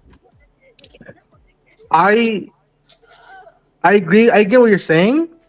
Although I think I would give a shit about it like that? Like, no, I wouldn't start making videos about it, but I'd be like, and like silently be like, calm down, dude. Like, the only reason why you got a job is because of that original film, and there's a reason why they still think they could still pump out money. But Ronan, most of the people working in the industry got their jobs through Harvey Weinstein, and that doesn't mean they have to like always be like grateful to him. You know what I mean? Oh, no. Like, I think that's weird to say that because you're connected to something that you automatically have to like do nothing but sing the praises. We just got done talking about toxic positivity. Are we expecting people to be positive about something when they don't really want to be? No. To me, I feel like that's disingenuous. That's not what he's saying.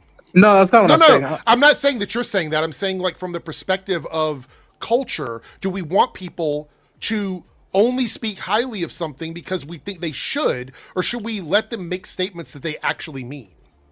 Which is why I'm getting at that. Like, if she genuinely feels that way, then like that, she is absolutely 100% in the right to say that. But don't be surprised if some people don't agree with it. But also, I agree with you. Where I'm like, okay, there's a limit. They shouldn't be crucifying her the way they did.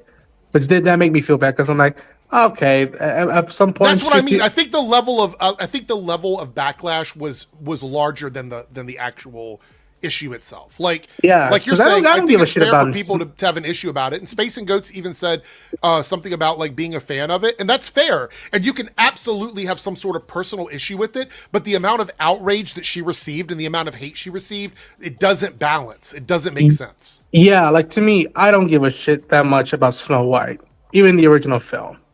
Or the one she was making, I had no interest in it. Like I got enough stuff to deal with. But I remember when those first comments at first were coming out, I was like, damn, okay, yeah, all right, like I remember kept saying that's a hell of a way to do promo, but I'm not in their shoes, and nor do I want to be in those shoes at that moment. I think so. A lot of people are in the chat also are asking questions about things that she said and stuff like that. You can absolutely criticize someone, but you can also go above and beyond. Everybody's got a friend that does too much. Everybody does. You have a friend of yours that makes a mountain out of a molehill. And I do believe that this is one of those situations. Let me ask these questions realistically. Did she deserve racism because of what she said? No. Did she deserve death threats for what she said? No. Did she deserve to be everything she's ever been in and been associated with connected to Snow White? Did she deserve to get attacked for that? No. There is absolutely no there's no realistic or rational reason why she was treated the way she was over those comments. It just doesn't make any sense. Yeah, she got death threats. Did you guys watch the videos from the Chuds? Read the comments under there. I could not tell you the amount of people I saw threatening to HANG her. That was fucking ridiculous. Yeah. So what I'm saying is that as a community, we have to also understand that things can go too far. Like there's lines you don't cross. Far. Yeah, I agree with that. I agree. There's lines that shouldn't be crossed at all, because then it's not a conversation. It's a fucking shouting match, and then it becomes psychotic or sociopathic. I want to look at something quickly. We're going to finish this article, and then we're going to get into our top 3 list here. Nice. All right, so I just want to look at something. All right, let's finish this article, and then I'm going to take this. Pulled something up here. I've said what I feel, and that will always be a testament to my core beliefs as a human. Where's the window at? That's where I stand. You live, you learn, and there's a caution that comes with that. So she's saying that she understands that what she did was divisive, and she's learned from that. And I think that's a really important thing to take away from this. I get that. I'm like, that's a great perspective. I stand by what I said, but I also took lessons of how I approach those questions. I'm like, kudos. 100%. That a lot of people, especially guys, don't have the balls to go down that road of like admit, all right, I could have taken a second or two to think about my wording, but I stick with what I believe. I'm like, all right, kudos. I feel like so many people will try and twist that the wrong way and paint this as her saying, I'm not sorry for what I said. I'm sorry it offended you. Yes, I'm sure that's going to happen. Yeah. There's an understanding that temptation to speak doesn't always mean that it must be done. And there's a lot of opportunities to make more meaningful change than a tweet. If I had been able to predict everything that would come my way, the threats to my safety, I would have just thrown my phone in the ocean. I think any sane person would have. So to me, that sounds like an acknowledgement of, I said some stuff. I know it was divisive. I didn't have to say it. It might not have been important enough for me to say it, but I still believe in what I said. And that is an adult way to look at it. I think that's a very adult way to look at the situation, in my opinion. Yeah. So here we go. Let's do this. I looked up Rachel Zegler, Snow White, just to go through on YouTube and see what kind of videos we see when you search Snow White. Jester Bell, Rachel Zegler says she knows Snow White is celebrated as she's named Woman of the Year. Look at this thumbnail. She never learned. Rachel Zegler hating on Snow White movie for 2 minutes straight. Rachel Zegler learns nothing from Snow White disaster in new interview. Look, 1 hour ago. So they read that same interview we just read and says that she has learned nothing. They didn't read it. Keep in mind, we just read the interview. Can't believe I was ever on a damn show with that woman.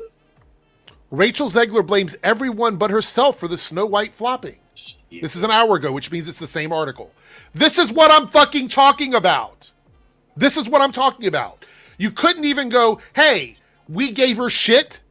She still believes the stuff she said, but she's acknowledging that maybe it was the wrong time and place, and she's being adult about it, whatever. Instead of doing that, they're still attacking her. This is exactly what I'm talking about. And this is why I think tolerating any of that stuff is dangerous. Because this is the end result. This is the end result of that. That's not even her. Like, you're right, it's an AI thumbnail. It's not even, doesn't even remotely look like it. Ew. Yep. Yeah, Look, 14 hours ago. She can't stand it. It's not fair. Disaster. Rachel Zegler speaks out and slams backlash after woke Snow White disaster. Her failure is complete. Like, I mean, I'm just saying, guys, like, we have to be realistic here. Like, she didn't do anything to deserve any of that. I'm sorry. I just don't see that anywhere. Yeah. All right. So, with that being said, I'd also like to point out real quick. Yeah. I hate to keep bringing it back, but I mean, I was just at the ceremony this Go weekend. ahead. Go ahead. When my friend Adam passed away, at least three major Hollywood celebrities spoke out and offered their condolences. Tom Wilson from Back to the Future, Kevin Smith, and Rachel Zegler. Really? Yes. All right. So, who is sticking around for the game tonight? Are you going to start it right now? Yes. I'm going to read the super chat and then we're going to get started. Okay. No pun intended. All right. We got a $10 super chat from Lone Wolf. Thank you so much, Lone Wolf. Campia said he didn't think it would hit. Oh, he's talking about Super Mario Galaxy movie. That used to be enough for 2 pizzas. Exactly. Now you can't even get one for that. Nope. Campia said he didn't think it would hit over the first one initially, but his second guessing due to strong marketing. Sites predict 150 million, though. Just watch the clip for context. You're talking about opening weekend? Yeah. I think it's going to do really good based on everything we've seen in Hollywood. I would be more shocked if the movie underperforms, only because it seems like everything is in favor of the movie doing really well. Super Mario Galaxy, the movie. I think it's going to do really well. And I like for things to be successful when people love them, so I would like to see this movie do really well. We'll have to check in with Campia later on, I guess. I'm good. Okay, so we're going to do this, and this is why I needed 4 people and myself. We're going to put all 4 of you guys on the wheel, and then I will go at the end, all in one go. Like, boom, boom, boom, boom. That way it goes by much quicker if I do it that way. Ash says, "Dear Lord, them thumbnails." Yeah. They're really bad. They're really Guys, bad. when you use AI to bank on your content, whether it's thumbnails or video edits or music, it's a recipe for disaster. Just food for thought. Yeah, Chris, I know. I've been on a show with him too. With who? RBM. Oh, yeah. I do remember that. All right. Let's see here. We'll wait for Joe to get back. Yeah, just back All when right. I used to watch those Chud channels, well, before I knew they were Chud channels. Ugh, bringing back memories. The Chuds. Harrison says Mario has a Billy potential. I mean, like, he's got to be one of the most recognizable characters. I agree with this. Yeah. I 100% agree with this. So Little let's fun do fact for you. this. For any Elder Scrolls players out there, that giant dragon that helps you throughout the Skyrim quest line, the one called Parthenax, voiced by Mario's voice actor, Charles Martinet. That shit. All right, so- You put a bunch of modulation on his voice. Oh, yeah, no, they did. It was insane.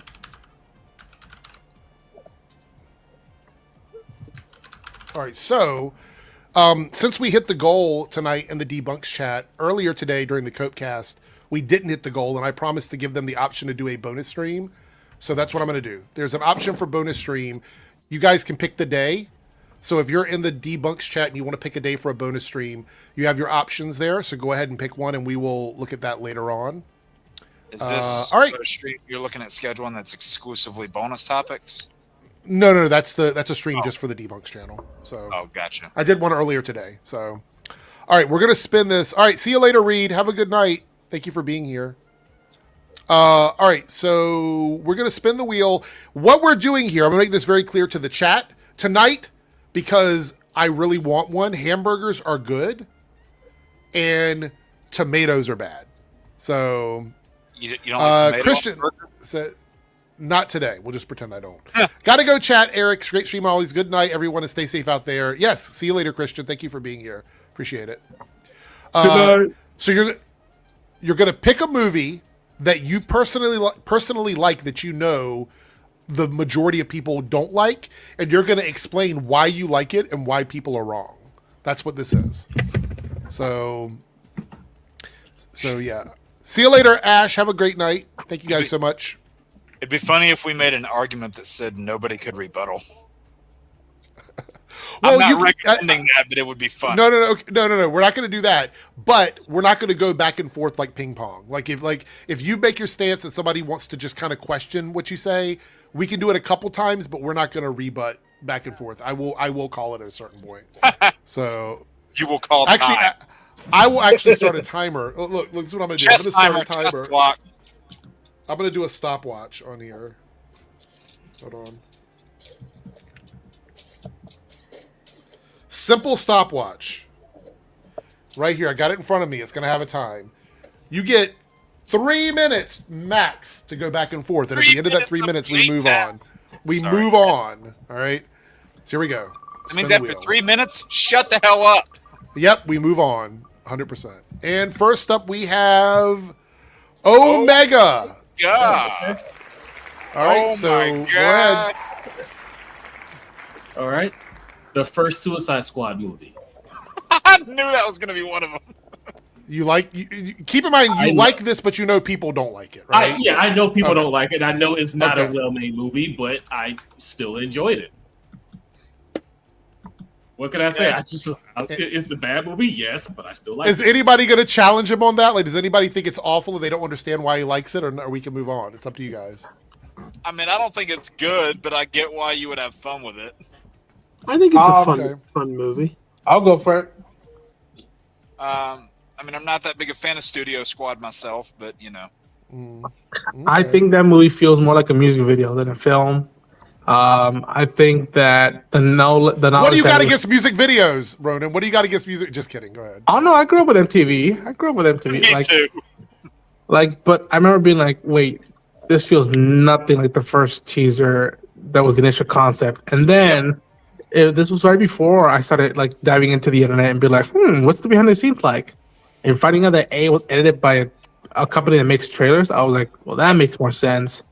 And the notion that I only connected to really maybe 2 characters and was really excited about 2 other ones, but that didn't work out for me.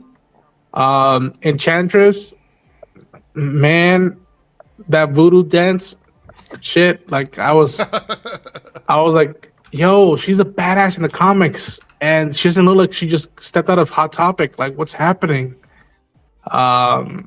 That movie has a good soundtrack. Again, great casting for a lot of those characters, but that wasn't fully for me. You know why it got back to hell in the editing, right? Yes. Oh. Yeah. That movie got fucked over. Well, yeah. Well, because after Deadpool come out, they wanted to make it really funny. Then after BVS came out and got backlash, they're like, oh, no, let's not make it dark anymore. And then it got hacked to shit. Yeah. And also the script was written in 4 weeks. It's a fun movie, but there is one major missed opportunity in the film. Early on in the film, they reveal that Captain Boomerang has a thing for pink unicorns. But then at the end of the movie, there's that scene where the Enchantress is like making all their like fantasies come true. They should have shown Captain Boomerang riding on a pink unicorn. Like, I'm like, that was such an obvious joke. How did they miss that? I was would've been not funny. expecting that. Yeah. Also, I like Karen Fukuhara's casting as Katana, but they did nothing with her, and I felt bad because I'm like, yo, you could have done so much more with her, and I hope they bring her back, but whatever. And with that, we have hit time. So hurry up, Jake. Very quickly. I would just encourage Ronan that if you want Katana done right in live action, watch Arrow. Oh, All right, here we go. Who's up next? We have Joe is in the building. You got 3 minutes, Joe. So let's go. I don't really even need 3 minutes. My pick is the 1987 Masters of the Universe film. I just like it. It's fun. Okay. I totally agree with you. I love that movie. Anybody? Wow. Okay. Anybody else on the panel? Agree? Disagree? I mean, I won't call it good, but it has entertainment value. I'll call it good. No, I'm not saying I'm not entertained by it, but like I won't look at it and call it a good movie. I can call it a fun movie, but I know it's a cult classic, but I have no connection to it. Like, I find that the people who hate it the most usually are like, it's nothing like the cartoon. I'm like, okay, judge it by its own standards. It's entertaining. Actually, I think it was more closer to the comics anyway. Dolph Lundgren was pretty solid as He-Man. I give him that. All right. We're good? Yeah. Yep. All right. Let's spin.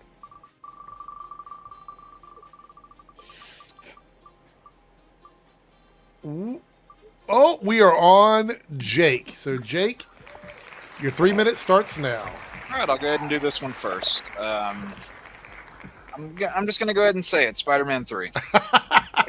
Oh, God. Or the shirt. Darren knew you were going to say that. Darren did know. That's probably why he's not here. But anyway, yeah, I love this movie for what it is. You have Peter, who's dealing with a bunch of pride, feels like he's on top of the world after that second movie, and that is the perfect time for the symbiote, something to enhance somebody's worst characteristics to enter a point in his life. And then, oh, nice, there's Darren in the chat. But that is the perfect chance. That's the perfect chance for the symbiote to enter his life. I like that, like, yeah, we had villains that were sympathetic before, but this time we got a villain that was just pure, like, unforgiving, unredeemable evil. And I like that he was essentially a Peter with no morals at all. I thought that, the Harry story that had been building up over the course of the past two films had a really good payoff. In this one, there was obviously a lot that, was removed, and not saying removed and stuff that was shot, but stuff that Raimi wanted to do, stuff he didn't. You guys know the backstory. I don't have to tell you. But for what that movie is, I think it closes out the trilogy greatly, and it's my personal favorite comic book trilogy. So, yeah. I'm going to throw dirt in your face. I hate that movie for a million reasons. The one thing I really enjoy, yes, we've all gone over why I hate them. It's just I do not like that movie. There's very little in that movie that I can say positive. It's like, out of those three movies, that one is noticeably, to me, in quality so much less than the other two. I don't know. That's just my personal opinion. I don't know. And I know. Even the people that like the movie, something that I see no one agree with, I love Topher Grace's Venom a lot more than Tom Hardy. Oh, Jesus. I'll say this. I'm not joking at all. As a kid, even I was shocked. I'm like, wow, the bad guy went to church to pray to Jesus Christ to kill Peter Parker. I'm like, damn, that's dark. How petty can you get? I don't hate that movie. I think it's got some good parts to it. I think it's probably the second worst Spider-Man movie after Amazing Spider-Man 2, of which I could barely say a single good thing. But the one major issue I have with it is that the butler saw everything and knew everything, and just for plot reasons kept his mouth shut all that time. and then Plutonium at the end. I saw your father that night, Harry. It's like, where were you like a couple years ago? Like, you couldn't have spoke up before now? All right, 15 seconds, Jake. Anything you want to say? 10 seconds now. Well, when someone is so consumed by their obsession and their goals, they're not going to listen. So he probably knew Harry wouldn't hear him there. The memes That's awakened in this movie. That's where we're going to end it. Now, Lone Wolf is doing $2 for Jake to do the Spider-Man dance, which means that I would have to Cash App Jake $2 to do the Spider-Man dance. Play the music for like 5 seconds. If Jake has a Cash App, I will Cash App him the $2 tonight if he is willing to do this, or a Venmo. I will send it to him. I don't know, $2. That's a little low. Well, it's Lone Wolf. Yell at him. Don't yell at me. If you get one more, I'll do it. Okay. Thank you, Lone Wolf. If you get one more asking for it, I'll do it. Naruto with a $5 super chat. I just DM'd you a list on Discord. I also found a Screen Rant article talking about the changes, but it has spoilers for things that happen later. Okay, I will save that in my bookmarks, and we'll talk about it on Thursday, or either Thursday or next Tuesday. But thank you, Naruto. I appreciate it. See, Chris, that's my favorite part of the movie. It's my favorite Spider-Man villain. I think they did him terrifically. Oh no! They just brought up Sandman, so. Oh no! Lone Wolf. Oh. So now it's $12. Ooh, okay. Now it's $12. Now it's $12 total. So. Does he have to do it tonight, or can he practice and do it on the next stream after? I think he probably knows how. He knows how to do it already. He doesn't have to practice. You think I need practice? That's cute. So since they took more money, he's got to put on a suit, comb his hair, and actually do it like full Toby style and like. Okay, I can't actually do all of that tonight. That doesn't mean I won't. Well, there we go. Can we leave it at that for now? Yes. So you're sorry. I don't have any. You're committing. I would say you're committing to doing it, just not right this second. Correct? Sure. Yeah. Okay. All right. So he will do it on a future stream, Lone Wolf. So thank you for the money. I will send it over to him as soon as he completes the task. So all right. That's amazing.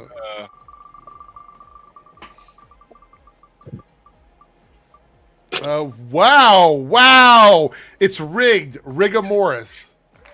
Okay, I just gotta point this out. 3 minutes. How many times does this happen where it's me and then me again? Oh, never mind. Okay. Yeah, so, not much, but go ahead. Okay. All right, I'm gonna go with another comic book movie on this one. This one is arguably, by a lot of people's standards, even worse than Spider-Man 3. But I'm gonna go with the 1990 Captain America movie. That movie is panned to bits. So many people hate it. I grew up watching that movie time and time again. Now, there's a lot of things people make fun of. The hyper-edited action sequences, the fact that he fakes being sick to steal a car, or the fact that there's plastic ears on the mask. There's a lot of things people make fun of. But you know what? It gets the Steve Rogers character right. It gets the costume, arguably some of the closest you've ever gotten to Captain America, because it's got the clean material. It's got the wings, which no other costume had the wings. And I don't know, like you can definitely tell it's of its time. It's cheap, but you know what? You had Albert Payan and company. They hobbled together everything they could, and they made what is, in my opinion, a really compelling Captain America story. Arguably, and you know, people might not agree with me on this, and it's not because of a character's complexions. I think I have more favoritism toward that than I do the most recent Captain America film, which I know is a terrible take because people hate the 1990 movie. Anybody want to challenge him on that and say that it's shit and you don't understand why? Or does anybody want to agree with him that they like the movie? I partially agree with them. I did like that movie. However, is it better than the current Captain America movies? Come on, bro. No, I'm not saying the current movie. I'm not saying what I mean is the most recent movie, Brave New World. Oh, the most recent one. Oh, okay. Okay, never mind. I enjoy the 1990 one more than that. No. Okay, fair. All right. I mean, I can't. I was thinking about Daredevil, Chris, but I didn't want to do 3 comic book movies. You didn't like seeing Harrison Ford with like CG background, like with the sunset? You didn't like that? See, I can't dispute the 1990 film because all film is subjective, but I do think that I loved Brave New World. I mean, it's not the best Captain America movie, but it's pretty damn good. So it was not the worst. It was not the worst comic book film of 2025. I'll say that. Wow, I agree with that. I think Fantastic Four was definitely the worst. Superman was 10 times worse. Wow, Superman was the best. That's worth the debate. Not the 10 times 90s. worse than Brave New World. That's a hot fucking. Maybe that should have been your pick because, like, holy shit! Like, What, Brave New World? No, Superman. But I don't defend Superman. Right. You're right. Okay, that's 3 minutes. We're good. We're gonna move on. It was more like 7. Where's the wheel? I knew he was going to choose that one. I knew it was there. What, Ronan? The Captain America from the 90s. Oh, of course. Oh, it looks like it might be Ronan. Okay. I was about to say, how funny would it be if it was 3 in a row? So this All right, should be Ronan, your interesting. 3 minutes starts now. I'm going to go with Eternals. I really dude, like Eternals. And the reason why I like it, I know, I heard that they're breathing right now. Listen, the reason why I like Eternals is because for a while people were saying, man, the MCU looks the same cinematographer, same color palette. That movie, Eternals, looks like a closed out movie. And for me, it didn't take away nor hurt anything that the universe had set up, created thus far. It added a new layer to it and was a fascinating one of like, what if these like godlike protectors were being used as puppets? And what happens when they chose to accept and go into the individualism? And I thought that was a great new corner to go forward in the MCU instead of just setting up another big bad person. And the notion of like, okay, we're gonna go full like 70s space aesthetic with godlike stuff. And I don't know, I really like a lot of the cast. I love. I just really had a blast with that film. I was shocked how much hate it got. I knew some people wouldn't be into it, but the way it's been like almost like the poster of like, this is what happened after Endgame. It's all gone to the fucking toilet. I see it differently. I want to add, anybody that watched it once and it wasn't really their thing, go back and watch it again. I think it's a much better movie if you go into it not expecting anything out of it. Just go in and watch it. I still have my criticisms with it, but it is far from the worst MCU movie. I think I would actually say it's one of the most unique MCU movies in my opinion. Yeah, I would definitely agree with that. Most unique. Sure. I didn't love it, but I certainly didn't hate it. I liked it better than Fantastic Four. Omega, did you see Eternals? Yeah, I saw it. It's He sounds so excited to talk about it. Go for it, Omega. Go for it, man. I get You it. got a minute. Do you want to say anything? You got about a minute. I mean, I guess if you like it, sure. I mean, I like parts of it. The special effects were cool. He's really trying to force himself into this one. He is. He's like, I love Okay, that. we're gonna take him out of his misery and spin the wheel. Okay. Misery, I really got much else to say. I mean, if you like it, you like it, I guess. Oh, by the way, wait. There it is. Before he starts going, what were you gonna say, Jake? I said, by the way, I changed my mind. My third one is going to be another comic movie. Okay. All right. So Omega, it's your choice. Go ahead. All right. My second choice would be Coming to America. Oh my I god. don't like that movie. You don't like it. I thought it was all right. Yeah, Part I have two? issues with that movie. I'm not going to try and twist your arm, but yeah, that movie didn't work for me at all. Personally, I just didn't really care for it.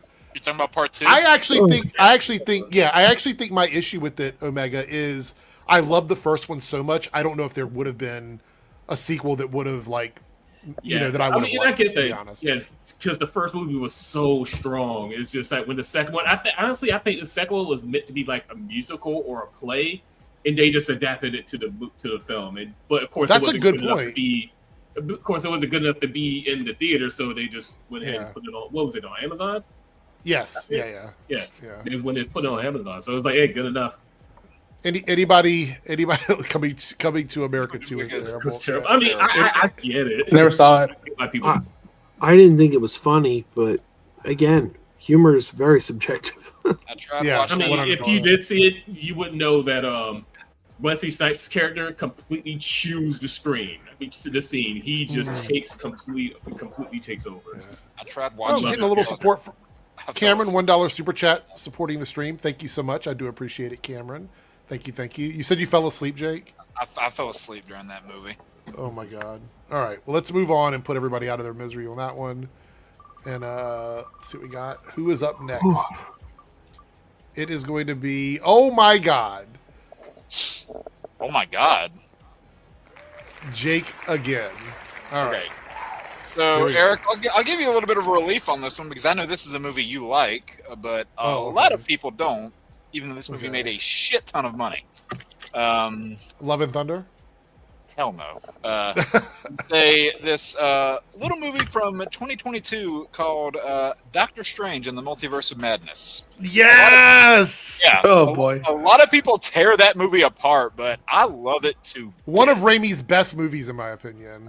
Agreed. You have, Steven going off of Infinity War Endgame, the audience is presented with, hey, we trusted him during these movies. Maybe we shouldn't have. We all thought he was right. He might have been wrong, and the universe as it is right now might be screwed. And it really puts you in that question. It takes Steven down this really compelling character arc. I think of him realizing that he doesn't always have to be in control, realizing that he doesn't always have to hold the knife. This movie also has, I think, one of Elizabeth Olsen's best fucking performances, and she goes out like a total boss. Despite how fan servicey it was, I liked that the Illuminati had, John Krasinski, Patrick Stewart, Captain Carter, Anson Mount, and Mariah Rambo. They almost got Daniel Craig to play Balder the Brave, which would have been pretty cool. And the fact that this movie leans full on into Raimi's horror roots, where you have Zombie Strange, you have a fucking music note fight in the third act. Overall, it is just one of the most unique MCU films, and you can see Sam Raimi's fingerprints all over it. I fucking love this movie, and it's a top 5 MCU project. I want to say that this was one of the crutches that Marvel ran into with the TV show to movie transition. It happened with this movie. It also happened with the Marvels, because some stuff had to be retreaded a little bit, and with Brave New World, some stuff had to be retreaded a little bit because they didn't believe that these stories made sense to the movie viewers if they didn't see the TV shows, and they were too afraid to admit it. I do think that's part of the problem. I mean, you have a show like WandaVision where it ends with her looking into a very dark, evil-looking book, and that set the stage right there. And I've seen a lot of people say that Wanda's turn to evil was a little too quick. Personally, I think people were just giving her too much of the benefit of the doubt, because Wanda was introduced into the MCU as a villain, and always tried to be a hero throughout other films. But at the end of the day, was a character that was never able to own how dangerous she is, and you really see that in the movie. Yeah. I think that we that watch the shows understand that. I think the problem is the movies had to pick up the slack on that. I think that's the problem. 10 seconds. Anybody want to say anything? It just felt derivative. Like you said, I had just seen the show, and I was like, oh, we gotta do this thing again? I'm like, I just think there's so much more to that movie than, this is a fucking waste. They killed the Illuminati. Is the movie called The Illuminati, or is the movie called Doctor Strange and the Multiverse of Madness? All right, very quickly, anybody with very quick criticisms that we can move on of that? I love the movie. I think it's a fantastic movie, but the only thing I would disagree on is that most people like the movie. It got a 73% critic score and an 85% verified audience score, so I don't think many people would disagree with that. So a lot of them liked it initially, but have since decided to turn around on it because it's the popular internet thing to do. Okay, fair enough. All right, let's spin the wheel. Who's up next? We have Joe and Ronan both now are on top of each other because of Jake. Whoa! Being good. Ha! All right, Joe. It is your go ahead. My next one, we talked about how humor is very subjective with what movie were we talking about? I don't remember. Coming to America. Here is a film that it currently holds a 52% on Rotten Tomatoes, and I think it's comedy gold. Chris Elliott's film Cabin Boy. The film with David Letterman asked the immortal question, would you like to buy a monkey? I love this movie. It's a comedy classic. Andy Richter was in this before he was Conan's sidekick. It's hilarious. Oh, really? I didn't know that. I remember that movie coming out. I never actually saw it. The name of the boat? Who remembers the name of the boat in this movie? I don't Not me. I've never seen it. The Filthy Whore. Oh my god. That's right. I forgot. You watch your mouth. I love Cabin Boy. All right. We have 2 minutes. Anybody want to argue that? I haven't seen that. I just vaguely remember it. Like, vaguely. Okay. All right. Hold on for a second.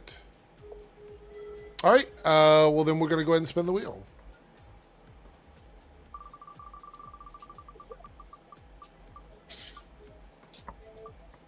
Omega, your last choice. What do you got? All right, my last choice is Attack of the Clones. Ooh. Out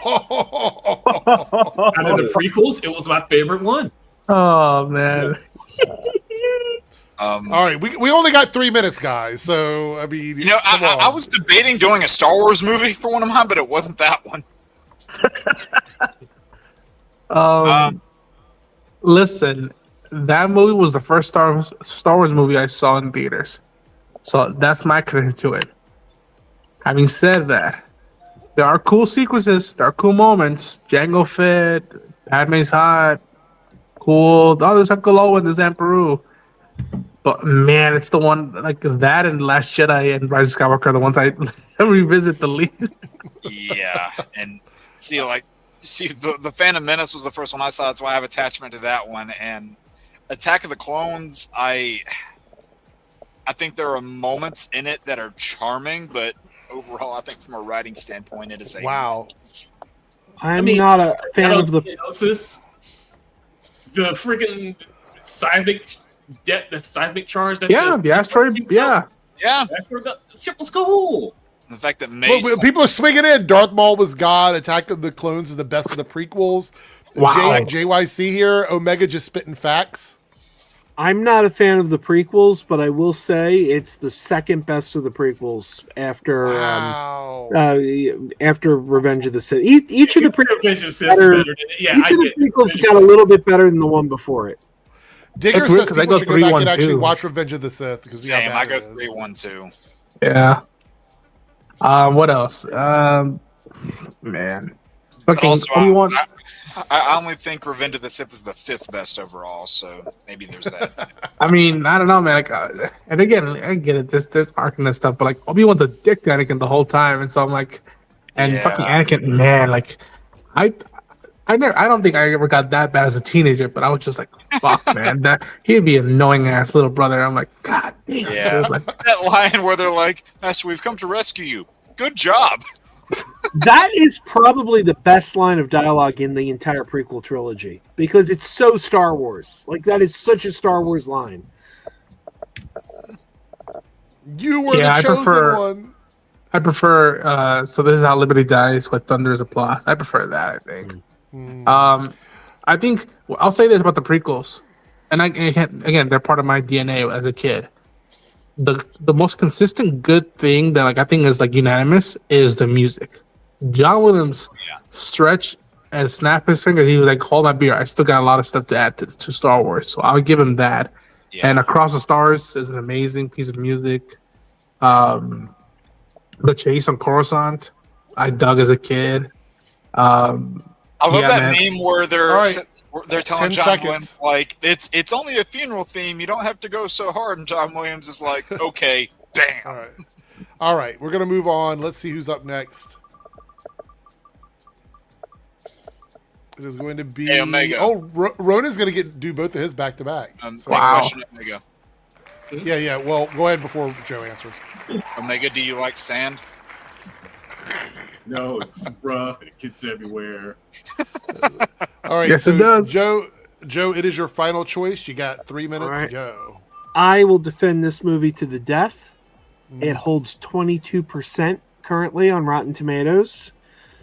But I think Star Trek V, The Final Frontier, is a film that was ahead of its time.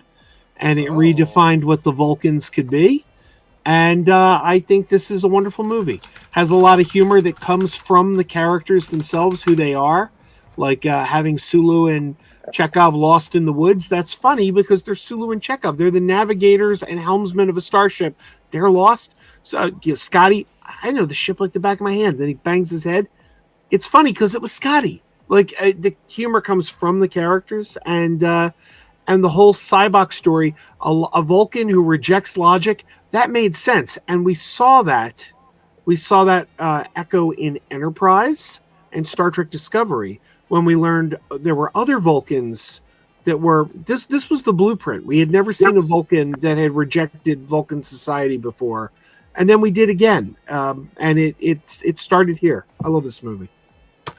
Okay. So I remember I got into those movies as a kid. We got 2 minutes. Go ahead. Yeah. I got into those movies as a kid, and the only thing I remember out of that movie is, what? Spock actually had a brother, and no, he never brought it up. And then they go to this weird like desert planet where it looks like Birdie Man, and there's like weird graphics and whatnot. Like it's weird because like that's that one, and what's the other one? The whales. The Voyage Home. Yeah. That one and the Search for Spock are the ones that like I think about the least of those old films. Like to me, how you're praising Final Frontier, I praise Undiscovered Country because I'm like, that is pure Star Trek. If you want to know why Star Trek is it's that movie. Yeah, but to be fair, this is the only film that's like of the original 5 or the original 6, excuse me, not the Next Generation films. This is the only one that has a bad reputation. Like Undiscovered Country is a praised film. Like people consider that one of the best. So if we're talking about movies people say are bad, do you think Final Frontier is worse than the motion picture or no? Oh yeah, absolutely. This was the first Star Trek movie that was like universally despised. And I finished motion picture, man. I was like, I get it. It's a cool ship. It's shiny. Move the fuck on. I'll say this: I think motion picture is bad, but there is one Star Trek film that I dislike more than Final Frontier. Nemesis. Beyond. Oh. What? I do Beyond's not one of the like best. Beyond. I love Beyond. That feels like pure Star Trek, and then I prefer that one over the JJ ones. And I don't love the JJ ones either, but man, when I first watched Beyond, I was not gelling with it. To piggyback off what Ronan said, Spock had a brother and he never told anyone. Nobody knew Spock had a brother. Then on Discovery, we find out Spock had a sister, and all the trolls are like, that doesn't make sense. How come we never heard of her before? Because canonically, Star Trek has established that Spock does not like to talk about his family and has a history of keeping his family members secret. When he did that with the sister, I was like, guys, he did that with the brother. 10 seconds, guys. Yeah, I still think the best Star Trek movie is Undiscovered Country. To me, it's that and Wrath of Khan and Beyond. Those are my top 3. Eric Crasher says, if you spin, you think it'll land on Ronan. That's why I took the wheel off the screen. Because it's Ronan on the wheel. So. I'll say Undiscovered Country, Wrath of Khan, and Voyage Home. Yeah, if I talk about Discovery, I'm going to take way too long, so let's just continue. Yeah. So I just want to remind everyone, we do have polls running in both the Debunks and the Reloaded chat. So no matter which one you're in, you should be voting on a poll now so that we're going to wrap this up here in a few minutes. And so go ahead and get your votes in on the poll. Now, Ronan, I'm going to go ahead and give you your 6 minutes because that's what you're going to get for both of yours. So I'm going to go ahead and start the timer now. You get to do 2. You get to do 2, so go ahead. The first one I go with, which I don't know how people fully feel about it, but I think the Fast and the Furious Tokyo Drift is the best Fast and the Furious movie. I love that fucking movie. Tokyo Drift. Yeah, I will stand on that hill with you. 100%. Yeah, like it's weird, man. Because I like Toretto and O'Connor and like a couple of stuff, and I think it was up until 6 that I was like, all right, guys, this is as good as it's gonna get. Like, and they just kept going.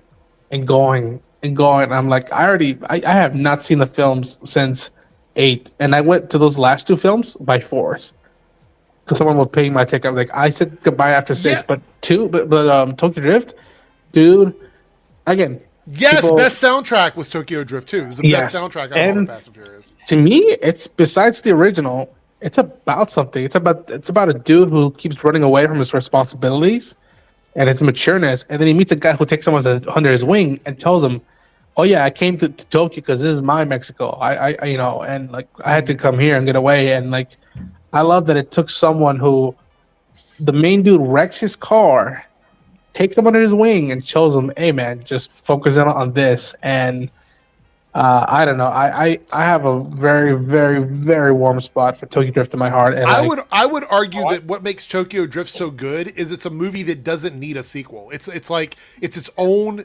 individual movie, and we do get stuff later, but it doesn't need it. It's all present in that movie, and that's what I liked about the first Fast and the Furious is it wasn't necessarily in need of a sequel either. So those two movies for me are the best two in the franchise, I think. Well, you had one of the movies later that acted like purely as a sequel to Tokyo Drift and not really the rest of them, which that was kind of unique.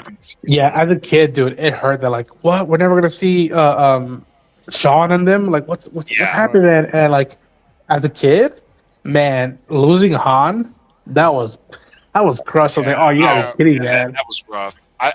So Tokyo Drift, it's my second favorite out of the entire franchise. I'm just slightly more partial to Fast 5, and I actually really like the fourth film. Maybe that's a hot take. Yeah, I gotta rewatch that because I don't remember. It's been so long since I've seen it. I really don't remember much. Tokyo Drift is, if you want to watch one movie and you don't need anything really to dive into it, Tokyo Drift is the best. And I like the racing. Tokyo Drift was its own thing. I said goodbye.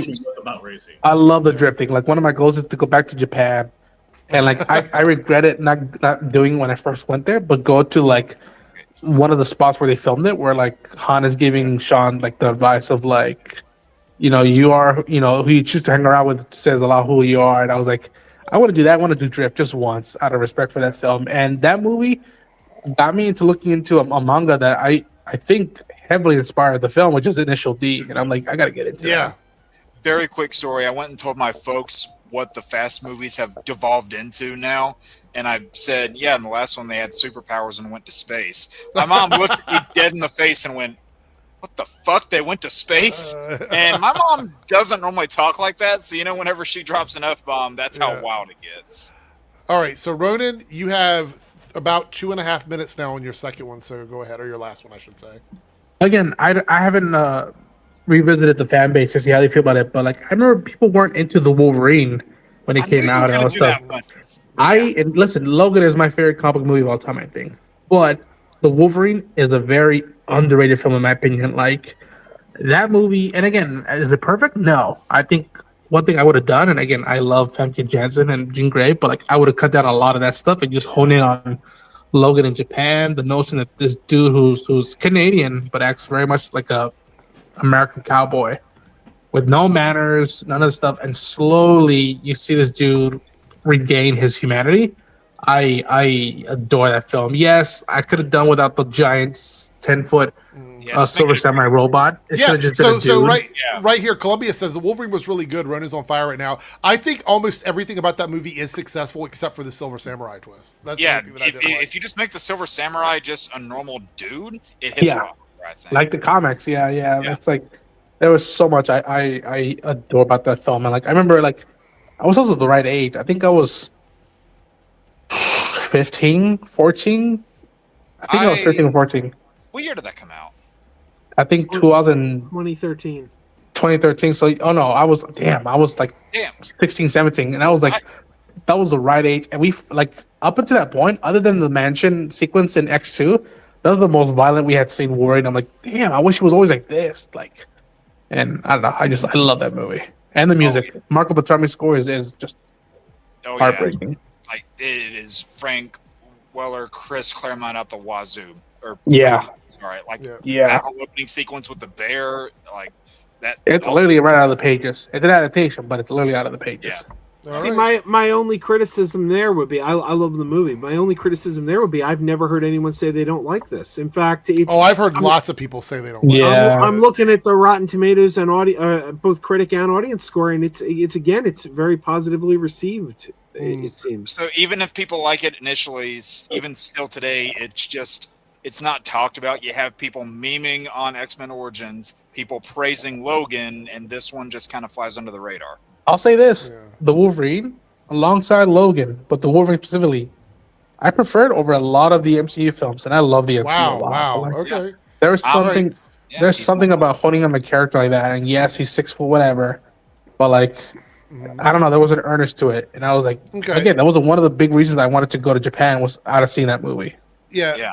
Omega, did you want to say anything? I saw you trying to chime in. Just somebody was saying like I don't know, haven't heard of people who didn't like that movie or whatever. Yeah, I did.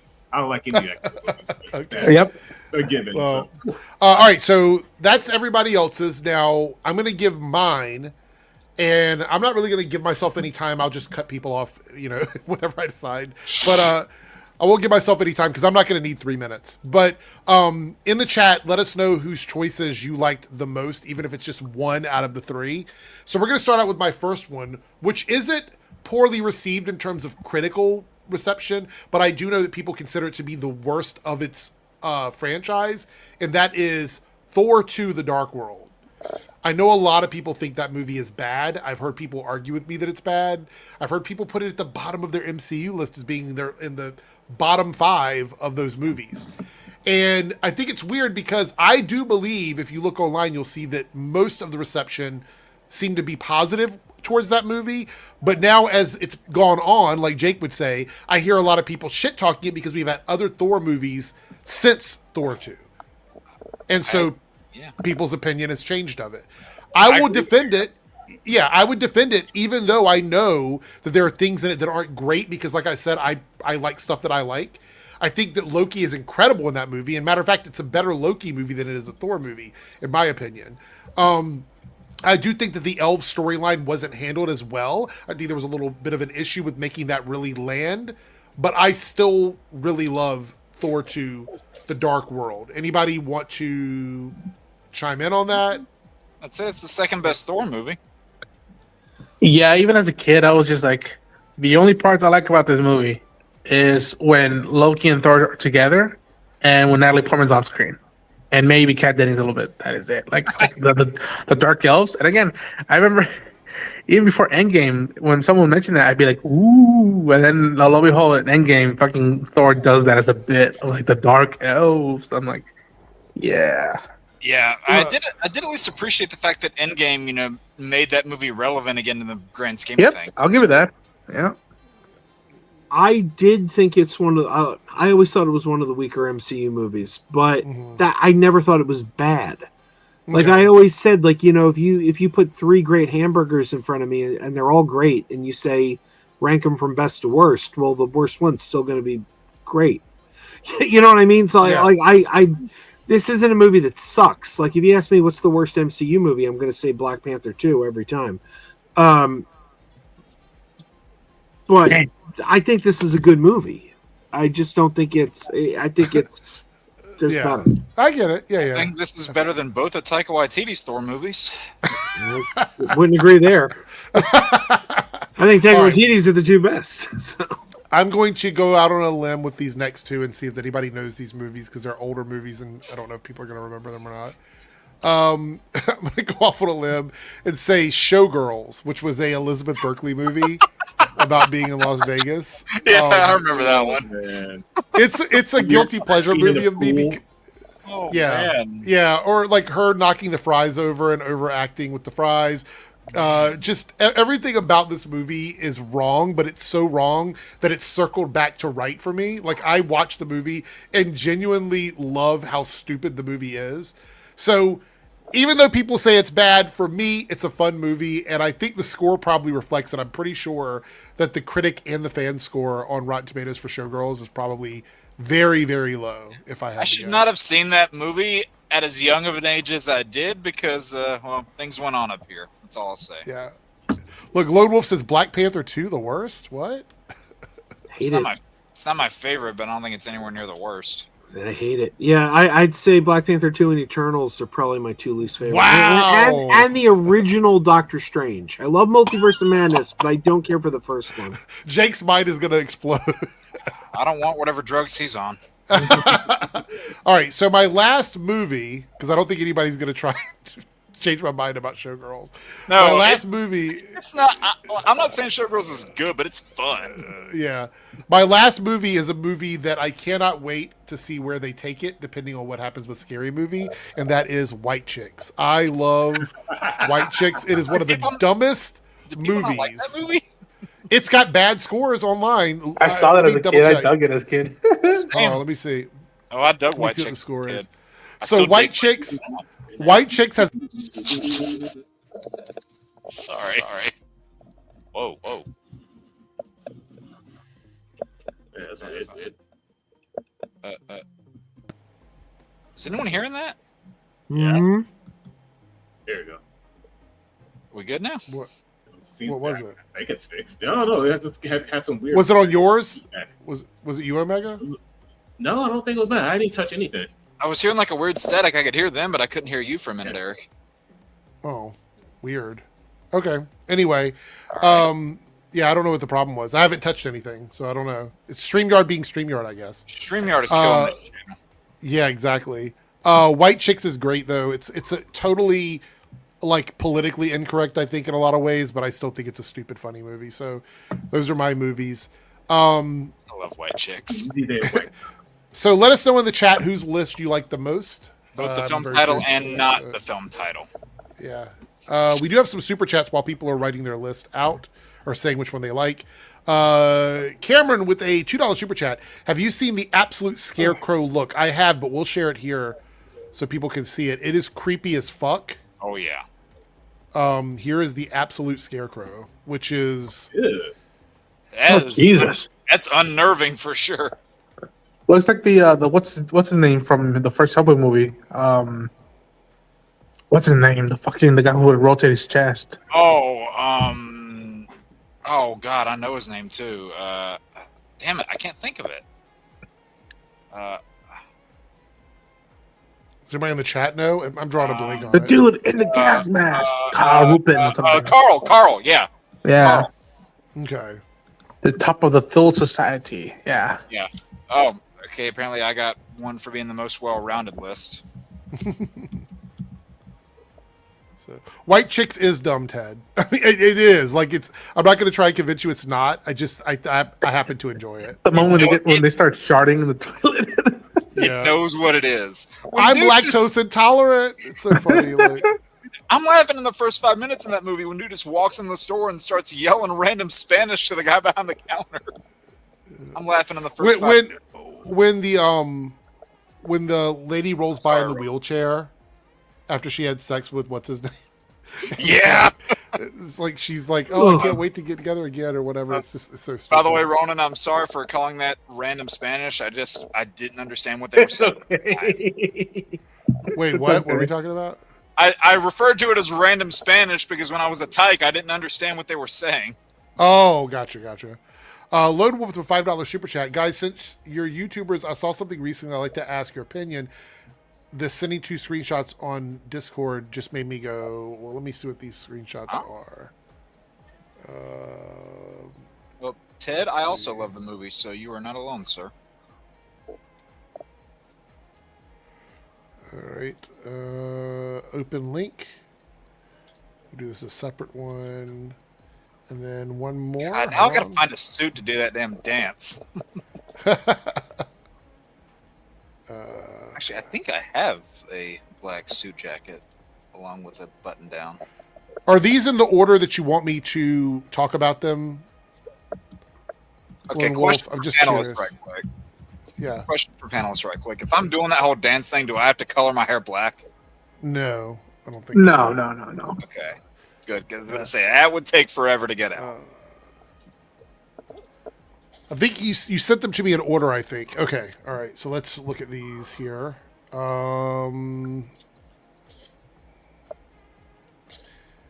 it says here, this is Gotta Loves it. I don't know what the hell that is. What? The tweet. So basically companies pay YouTube to show ads and we pay YouTube not to show ads. And then Sean here says, it's a very basic non-predator business model. They offer unlimited free access to their service with ads. If you don't want ads, you can pay to have them removed. It's a business providing free hosting and free access. They have to pay for that and make money somehow. I don't disagree with this only because I use a lot of services like, Tubi and all these other places that have ads. I would totally pay a little bit a month to get rid of ads, but they don't have that type of model because they make more money on ad revenue. Surprisingly, I know this sucks for everybody, but YouTube actually makes more money showing you ads than it does with you paying for YouTube Premium. Yep. because that one payment you make a month is a lot less than YouTube makes cumulatively through all the shit you watch. But I'm not saying that YouTube's ad system isn't annoying. Matter of fact, the fact that I can't completely turn it off now is crazy. So it used to be that I could actually turn it off completely, and I can't. Now you can only set it at the lowest setting, and people still get ads. There's really nothing I can do about that. So ads have made Twitch completely unwatchable for me. Unless I actually subscribe to that streamer, which I'm not subscribing to all these streamers. So even ad block's not even working. So from what I understand on Twitch, if you are subbed to someone, you don't get any ads, but you have to be subbed to that one person, right? Correct. So on YouTube, you pay one thing for YouTube Premium, and it takes ads away for everybody. But on Twitch, you have to pay for each individual person to get rid of ads. If I'm watching somebody, especially like say like a fighting game streamer, and he's about to start off a combo, and it goes to an ad, they're still in like a tiny little window, so you're missing everything while you watch some BS ad about some crap you're never going to buy. It used to be it would stop the stream in its tracks, and then it would pick you back up where it left off to where you weren't live anymore and we're having to play catch up. I would actually prefer that. If I were watching somebody stream and they wanted to run an ad for me, and it's like a 30-second or 1 minute ad or something, just pause that stream and then resume the stream after the 1 minute, and I'll just speed up the stream. That way I can catch up to what the person is doing. Yeah, that makes the most sense. Miss everything in chat, so it's like you miss all the hype moments. So and also, it's like, say if I watch like a large streamer, like say a Maximilian dude or a Pay Money Wubby or somebody like that, and they will get an ad right in the middle. You'll get like a pre-roll ad that's like 3 minutes long. I'm not sitting there watching 3 minutes of ads. I click. That's the most I can do on YouTube now. When I set ads, I can put it on the lowest setting, but I don't know what that means. I just know it's whatever the lowest setting is. See, I don't know. Maybe I'm speaking for myself here, but because YouTube, like, out of everything you would get ads on, other than other than an actual video streaming service with other shows and such like that, because YouTube's the one that I use the most. I get ads on there every so often. My mind kind of just goes back to when I used to watch off my cable TV when I was a kid, and I'm just like, oh, just wait a couple seconds, like maybe half a minute, and then it's back, and I can either just, wait for that half a minute, or usually I can occupy that by doing something else for that half a minute, not really being too bothered, and then, boom, it's back. I'm not saying anybody is in the wrong for feeling bothered. I'm just saying it doesn't bother me. Okay, so here's the go ahead, Omega. I know you go. I unapologetically use ad block. I don't care. I'm not watching your bullshit. And that's what a lot of people are saying, is that apparently now I don't even watch them. I just block them out. Ad block doesn't work, but I don't know. Ad block doesn't work, so that's why. I Twitch. This random person on Twitter, I always hate this kind of stuff. No offense, Lone Wolf, but why do I care what somebody's parody account says? But guys like this are funny, defending big business at all cost type of bros. The asbestos was in the walls to save you, and it was free, which that comparison doesn't even make any sense at all. What kind of analogy is that? It just doesn't make any sense. And then Sean replies, but there's plenty to criticize about YouTube. A very basic ad or subscription model is not one of them.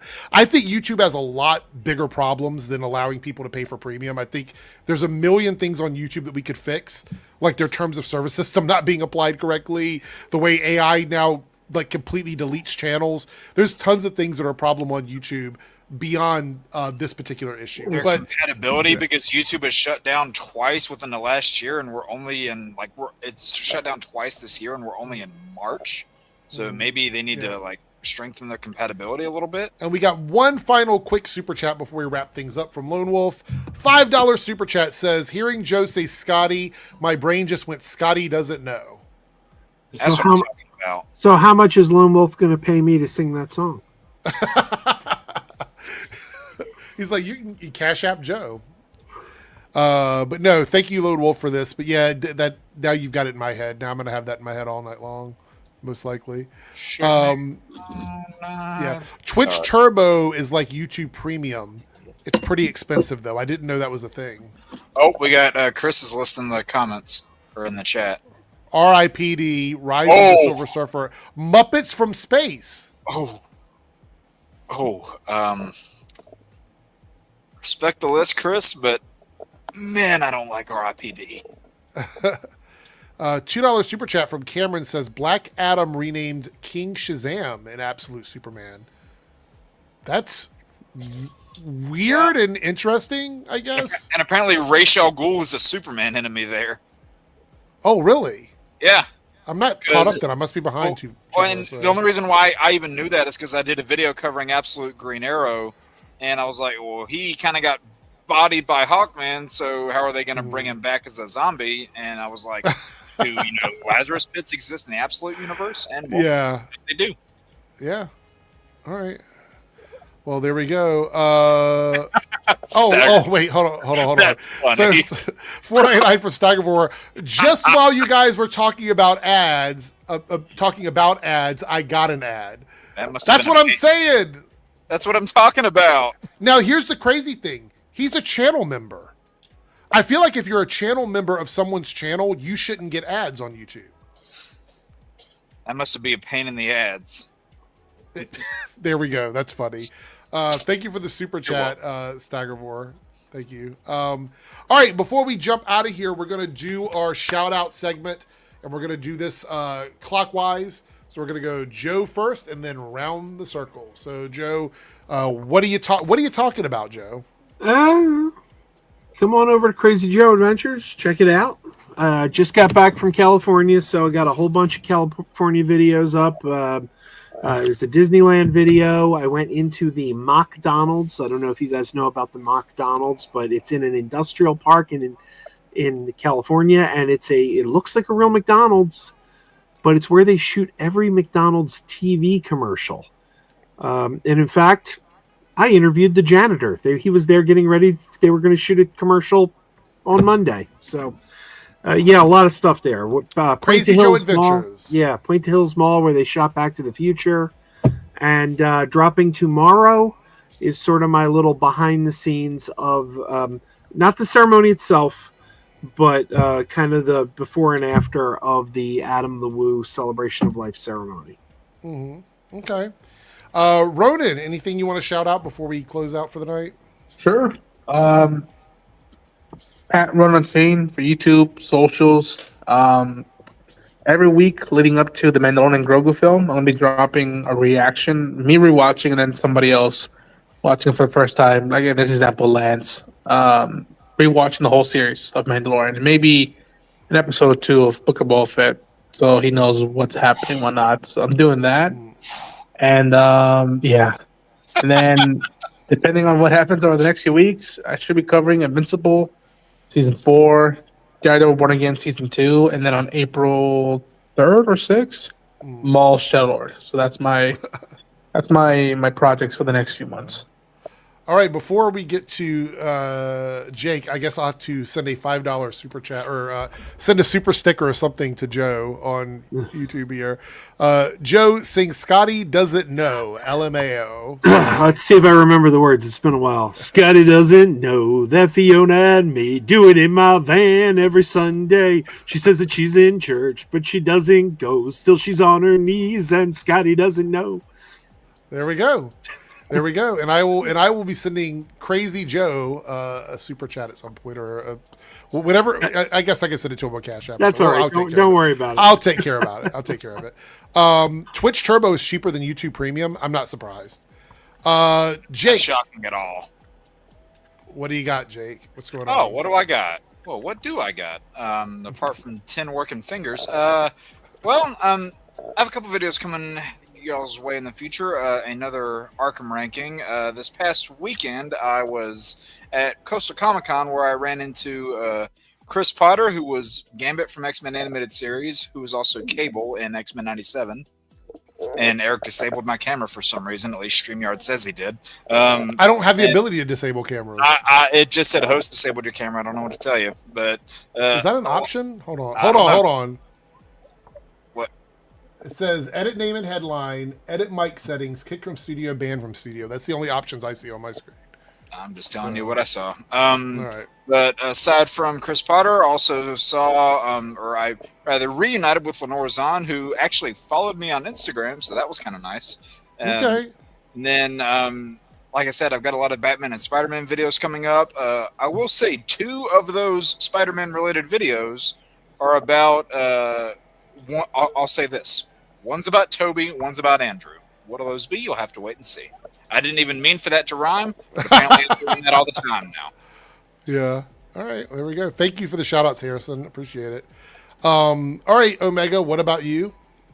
Same old. This go here to see the rest of my garbage work. I've been messing around with some Blender and trying to learn. Actually, just want to sit down and learn Blender for once, so I can actually make my own props and stuff. But yeah, if you want to see more of my crap, go here. Messing around with a Blender. Are you teaching a home ec class? No, the program Blender. The 3D. Yeah, I know. I just love how he said on Lance's stream. I'm not sure where this came from. A $5 super chat. Omega sing the intro to Lose Yourself or Ronin. Where did that come from? I'm completely lost. Are we talking about the movie with Eminem? Is that what we're talking about? Maybe. But no, I just love what Omega said earlier on Lance's stream. He's like, yeah, come over to DeviantArt if you want to see some more of my ugly ass art. Okay, so let me tell you a story about DeviantArt before we take the super chat down. I created an account over there, and I'm like, oh, I like this, whatever. And I log in for the first time after signing up. It's been like maybe a month. And immediately it's suggesting adult content to me, like on the very first page when I sign in. And I'm like, I put cartoons and video games. Why am I seeing like boobs and like what is going on? That's just what goes on up there. I'll post a pic that doesn't have any, that's actually tasteful, and doesn't have any, gratuitous tits or ass in there. It gets like maybe 20 views and a favorite.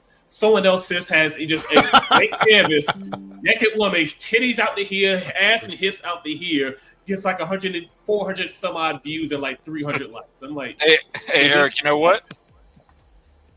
You know something, Eric? It could be worse because you could just be being sent a lot of groin pics. Dude, or you could find out all the furry junk that's up there. Yeah, that could be true. It could be a lot worse. I don't know the lyrics to Lose Yourself, and I don't know if anybody else does, but Palms are sweaty, knees weak, arms are heavy. There's vomit on the sweater already. Oh, spaghetti. There we go. That's the Mega's intro. making an R&B hit over here. You got it. I know. Trevor's been on the surface. Mega's going platinum over here, guys. That was very much. That's terrible. It is terrible, but you got it. You did it. So there we go. I think so. Anyway, all right. So let's see what won the poll, and then we're going to close everything out. For the bonus stream next week for the Copecast, which is what I had everybody voting on, 36% said Thursday. So next week I will be live on Wednesday and Thursday with the Copecast. So thank you guys in the Debunks chat for helping hit that goal. In the Reloaded chat, you guys picked as your choice top 3. We got a tie. What? We got a tie. 27%. Top 3 comic book castings with wasted potential and video game characters. Nice. I definitely don't have both of those already made. All right. I think you made them before you even asked, because you were like, if I ever get asked this one, I'm just going to have them. Yeah, I did make those like a good time in advance. We are going to need just one stream that's dedicated. We are for sure. 100%. 100%. All right. The Pagey stream is going to be this Saturday at 4? Time changed. So I think it's going to be 4. It'll be this Saturday at 4 o'clock, not 5 o'clock. So look for the after party at 4. It's a stream of Pagey. I'm kidding. It's going to be this Saturday, and then there'll be another one on the 28th. So there's 2 of them coming up this month. So there we go. I didn't deny it, Chris. All right, with that being said, we're out of here. Everybody have a great night, and I will see everyone on tomorrow for the Copecast and Thursday for the Nerdcast. So see everyone later. Hey there, if you're seeing this, that means we have reached the end of the stream. Thanks so much for your continued support with comments, likes, subscriptions, super stickers, and super chats. I just want to give a special shout out to all of the channel members who have contributed to the success of this channel with paid tiers. On the screen, you will see your name displayed as a signal of appreciation from myself and the channel. If you would like to see your name on this list, consider selecting a tier with the join or plus button depending on your platform. Thanks again, everyone. Let's hang out soon in the next stream, and I'll see you then.